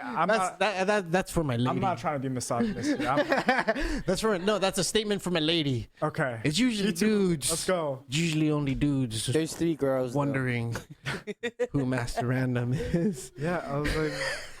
2 of them are in the room. Go ahead, brother. Go ahead. Anyways, so I searched up your podcast. This is what I did. I saw your page. I was very interested from the start. I was like, I want to reach out to this guy. And on my Google search query was podcast Guam. And then the only podcast that came up was like Harvest Baptist Church. I need to fucking really fix that. Something else. And then and then you were the only like really independent podcaster that made noise. And thank you, man. I appreciate that. Yeah, of course. I gotta give credit where it's due. The only true podcast in Guam within the platform that like I don't want to compare you to Joe Rogan because like you're your own unique person, but similar to like him, you invite people with their own stories to tell, and I think that's awesome. That's why I wanted to come here, talk some shit. My man, you were very honest. Wait, hold up. I feel like we're getting to a point where we're like going to end the podcast. That's where it seems like it's leading to. And I feel like that's where you're leading to. No. And like I told you guys, we're going till like 2 a.m. We're going for 6 hours. This is gonna be the longest podcast. Another episode. Nah, we're doing it a one shot, baby. One shot. Oh my gosh. I told you, man. No. I threw up twice for this. Wait, what? No, man. I mean, joking. It's and you've been extremely honest, and it's hard to be honest on a platform like this. It's really hard. It's extremely hard to bear yourself. Yeah. You don't know who's listening. Yeah, exactly. Right? I'm not going to say I have 1 million listeners or even 1,000 listeners. Yeah. I don't even know how many listeners I have. I don't really pay attention to that because I do this podcast for me. Yeah. I do this podcast for the fact that I want to be able to look back on my life and say, shit, even though I don't really remember doing that, I guess it's all in words. Yeah. And that's all right. Yeah. And I've whatever I was thinking when I was 5 years ago. 5 years ago, I was 28 when I started this. Yeah. From 28 and however long I'm gonna do this for. Yeah. This is sort of my diary, my journal. Of course, man. And it's become therapy for me. Yeah, I actually wanted to ask you, like, what do you get out of this? I do. It's why you started. I'm really interested. Okay. I'm gonna flip the switch. I'm gonna flip it to you. Narrative. Sure. Yeah.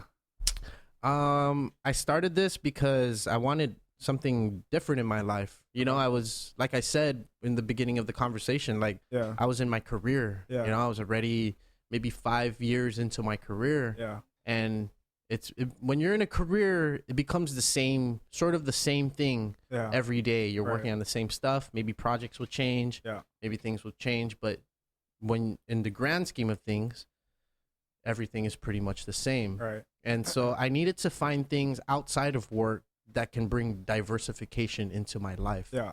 To bring a dynamic. Yeah. Diversification. I'm trying to use big words. I'm not even a smart guy. I'm pretty sure that's a word. It's a word. Yeah. But I'm trying to use it, and it's not. I meant to just make my life more dynamic for myself. Right. Right. I grew up playing music. Music was the love of my life. And wrote songs and enjoyed it a lot. But then I didn't want to do it no more. Okay. I wanted to do something else. Yeah. Right. That's exactly what happened to me. Right. Yeah. The passion wasn't the passion no more. It became I outgrew whatever I was doing. Yeah. I wasn't gonna sell $1 million record. Mm-hmm. I wasn't gonna do any of that. Mm-hmm. I just love music because I love music, and I still love it till this day. Yeah. I mean, the guitars are hanging up. I listen to music all the time. Yeah. I play every now and then. Right.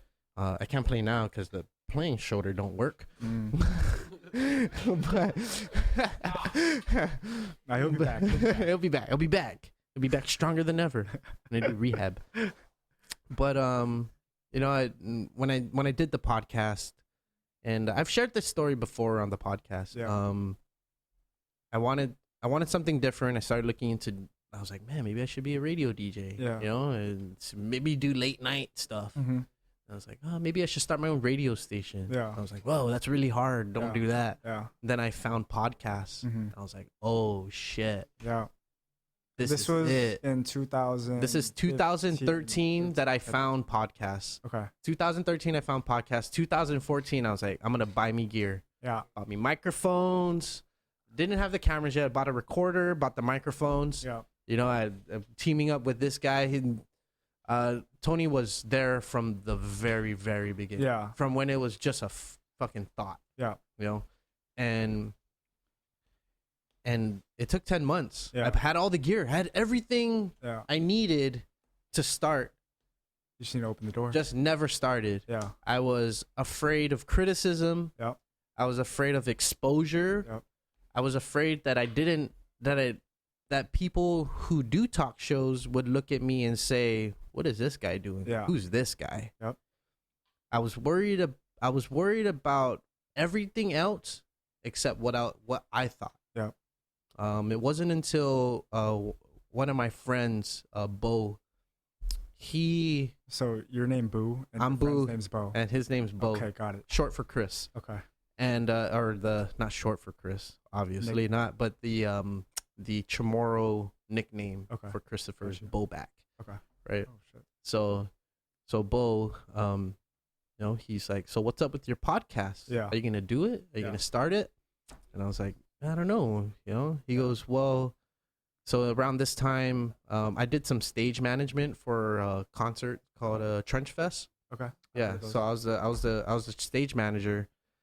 And this was going to be my first concert that I stage managed, and we were going to go to the beach with some of the artists who were here, Josh Heinrichs and Skillenjaw, and Jordan T, reggae artists. Okay. And that's where I did my first recording. Okay. And from you there, finally took that leap of faith. I did. I took a chance, and he allowed, you know, he kind of fostered it to be like, hey bro, you gonna do this? And I was like, okay, I'll do it. And then we recorded back to what we're talking about. That's a great friend. That's a great friend. And then we did the pilot episode at one of our friends' house in Agana Heights, freaking airplane flying over and shit. You know, it wasn't perfect, chickens crowing and the 9 o'clock at night, like shut the fuck up, you know.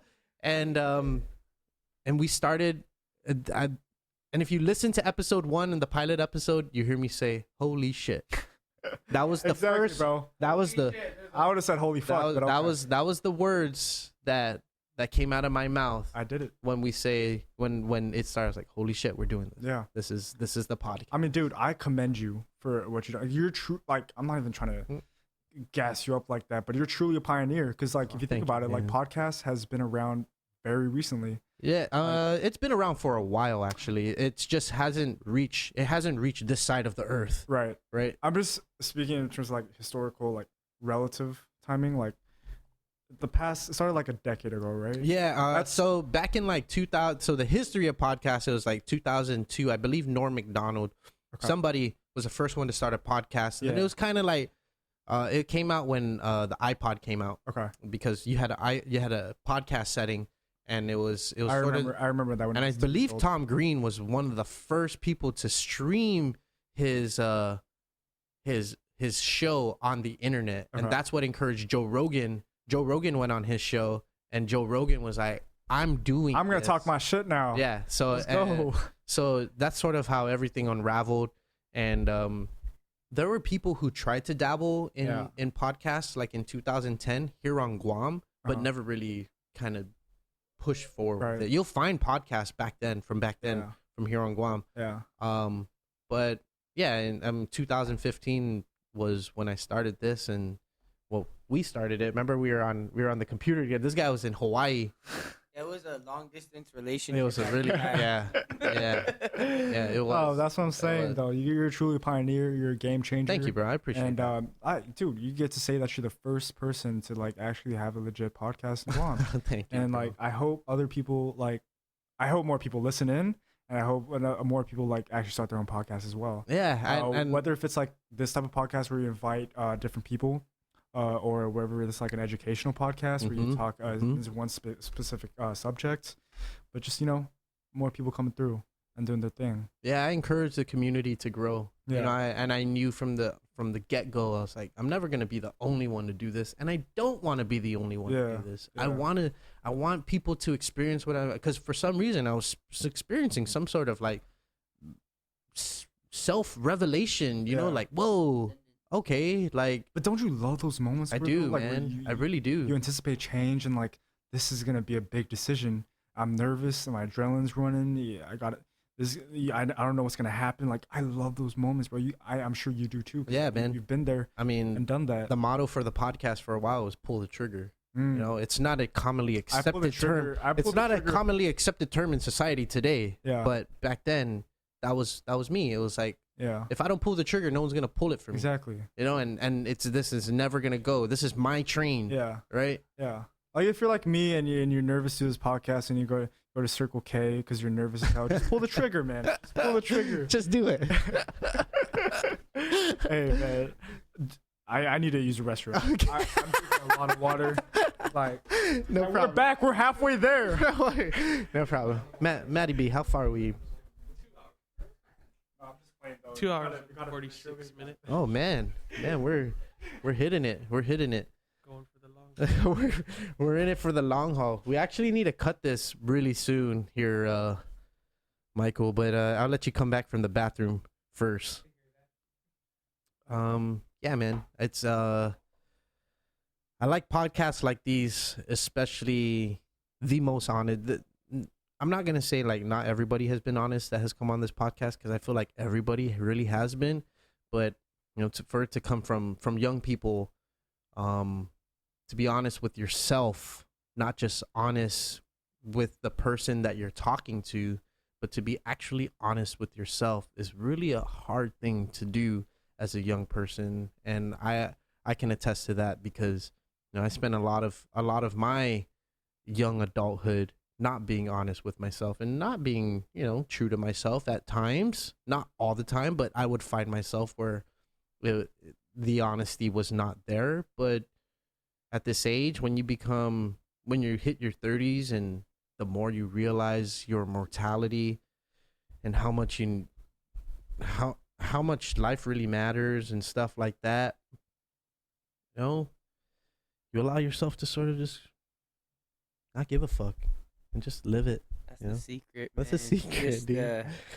Whoever minds don't matter, and whoever matter doesn't mind. Don't mind, dude. That's a good way to go about it. And you really do, some people start passing away in your life when you get towards this age. Like, you have to go through at least one by you will now. go through it, and then right? you just the first one of your loved ones that go, and you just feel that mortality of you're just, man, I have a short way to go, but a long journey. Yeah. Short in the span of things, but you know, we got a long journey, and one step forward or 1 foot forward kind of mentality, and that's a good way to. That's why it freaks me out when there's, you know, there's people that fall in and out of love, but when they fall out of love, like, that's the end of the road for them. It's like, no, that's it. Like, that's heartbreaking to like hear and see. Yeah. You know, and it's usually the downfall of the person themselves. That heartbreaks are one of the best ego crushers ever known to mankind. It's one of the best. Yeah. Best or wait. The worst of the best. Gotcha. Right. No. The best of the worst. The best of the worst. No. The best of the ego crushers. I'm telling you. I'm telling you, like, it's a good thing.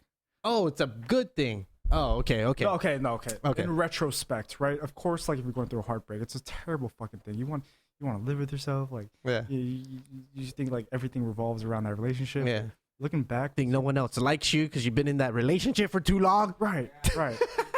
But once you yeah, and once you get out of that illogical mind state, that toxic mind state, you'll see growth within yourself if you look at it the right way. Perspective, yes. As we were saying. But dude, we need to cut this. I wish we can go for the marathon, but we really need to. Wait, what?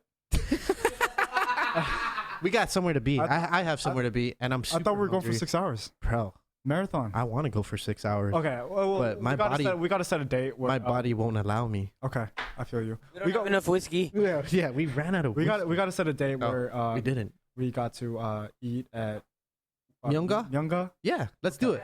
Yeah, and you know, I'll once some other day I'll give you hook you guys up with some kimchi. Shoot. I'm so down. Oh, don't forget spicy cabbage. I'll include all the kimchi juice. Oh my god! Don't forget, my refrigerator is full of kimchi. Oh, for real? Always. We have to set a date. I still have to win my $5. Remember? That's what I was going to next. That we gotta play. $5. Man. I'll take all right, it. So 2K, Myunga, $5. kimchi food, and the $5. 1-on-1. Yep. And Michael Min versus T-ville.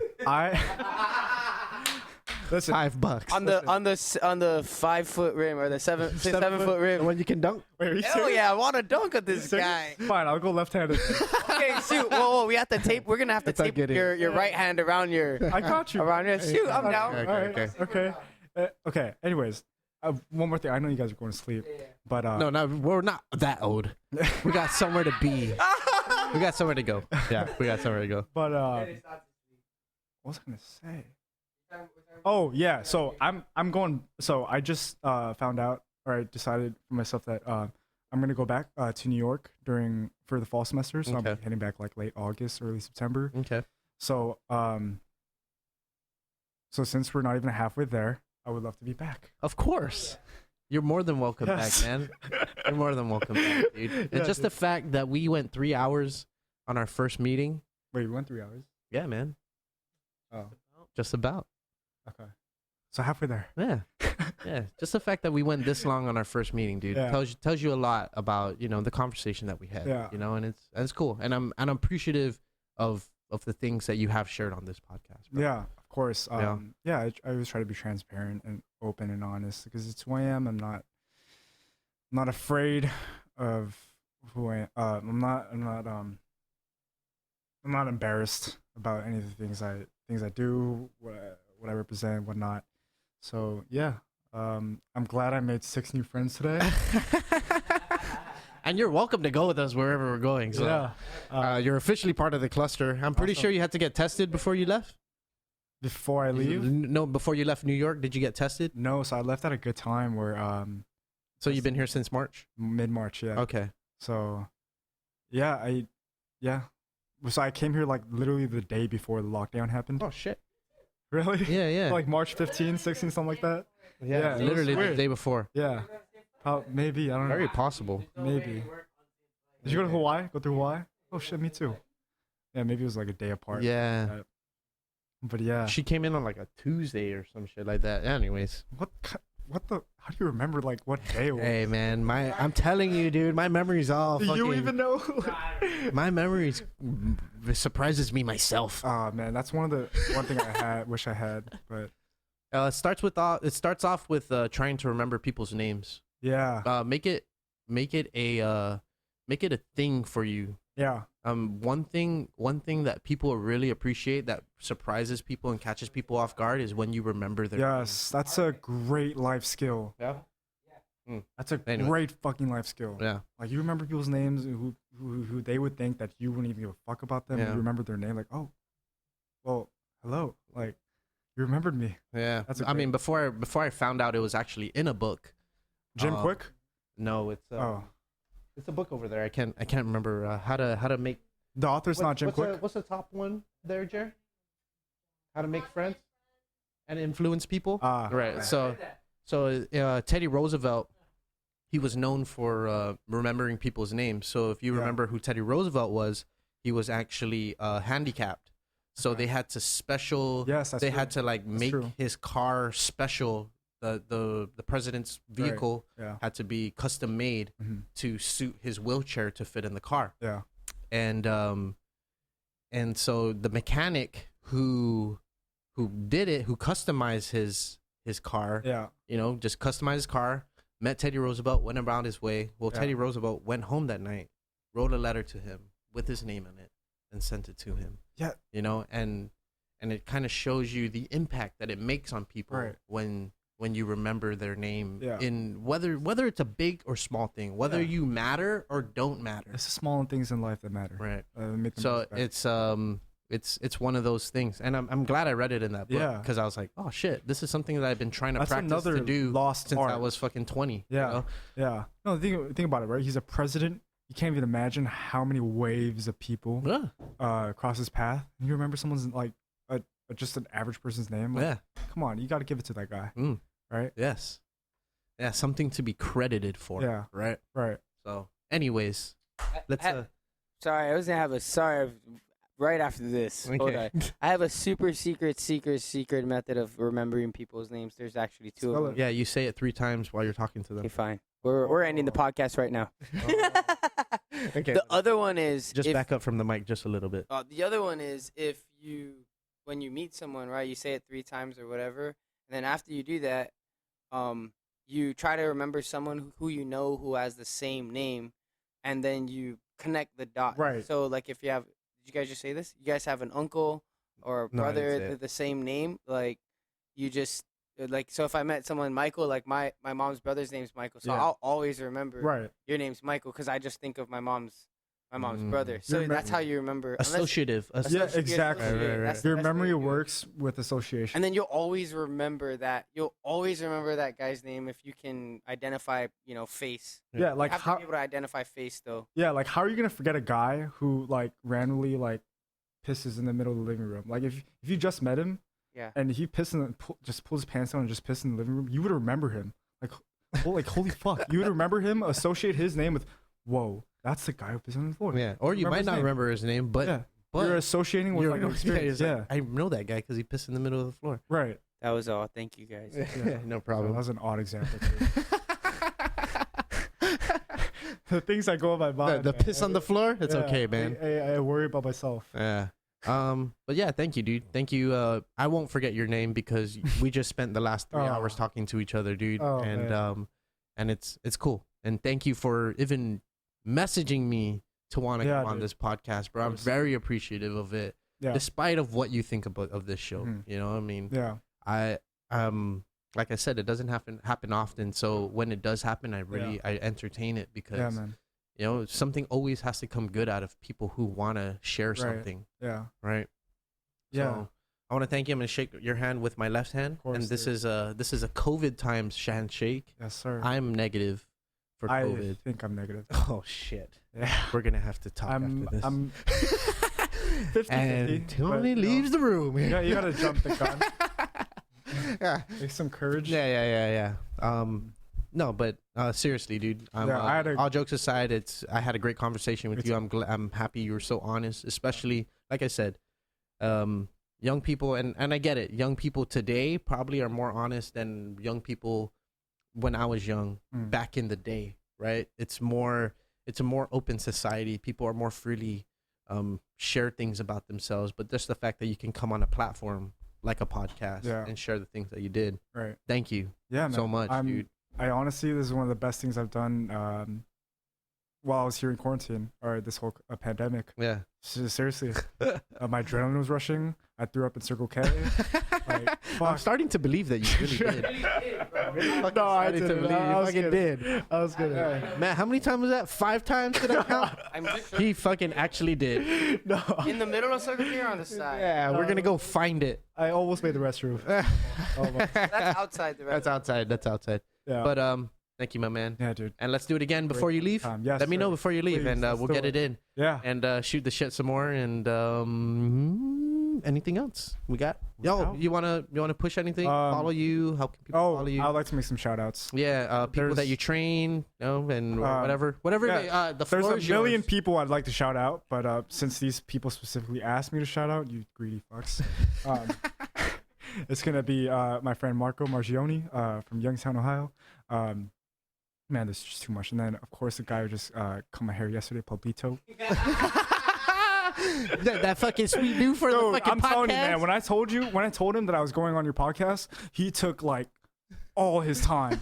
Like he was getting in there, like getting every single details. Like I don't even know what I'm lining up anymore. I'm just fucking lining. I'm just lining it. He was like, I gotta make this perfect. Yeah. I love you, Mom, Dad. We out. We out. Thank you guys for listening to another episode of the podcast. I put Matty B to work tonight, and thank you, TiVo, for jumping in. Damn, I just you're always appreciated when you just barge your way into our conversation. Yes, right? yes, thank you. So and it's always allowed because he was the bearer of the bearer. Yeah, he was like the ring bearer. I was like the coin bearer of whatever happened. You know, so this is the founder. This is the guy with all the great ideas. Not so great you're ideas. Mark Zuckerberg, and you're what's his name? Justin Timberlake. Yes. Right? In the movie? Right? Yeah, that's exactly right? He was Justin Timberlake. That's exactly what I'm talking about. Sean, the Napster dude? Sean Naps? No. Is it Sean Parker. Sean Parker. I don't know. Is it? Some shit like that. But anyways. Wait, Matt, are you going to edit any of this? No, it doesn't get edited. Yes, let's go. It goes. I love those weird moments. It's cool. Yep. See you guys later. The stuttering. Yeah, we've come to accept that it's never gonna be perfect. Yep. And if we're gonna make it perfect, we're gonna edit it's gonna go from 3 hours to 1.5 hours, just because we're gonna try and make it perfect. You know, it makes no sense. Yeah. So it's better just to be honest with ourselves and just talk. That's who we are. But thank you. Yeah. Thank you, everybody, for joining us on another episode of the podcast. Maddie loves you. Of course he does. I put him to work. And I love you. And as always, I'll see you at the next episode. And peace out. Hey, guys. Thanks so much for listening to this episode of the podcast with Michael Min. What a terrific guy, right? And looking forward to getting him back on the podcast. Don't forget to support the podcast wherever you can, whether you can leave a comment on the YouTube page or leave a comment on the Instagram post. Follow the Instagram at master_random, or listen to the podcast on the Apple Podcast app where you can leave ratings and reviews. Stream it on Spotify, Google Podcasts, and all your major podcast outlet directories / applications, and just do it. Just listen to it. You don't have to do anything else. I don't want any of your money. Just listen to the podcast, stream it, tell all your friends about it, tell your grandma about it, and take care of each other. Be nice to each other. See you later.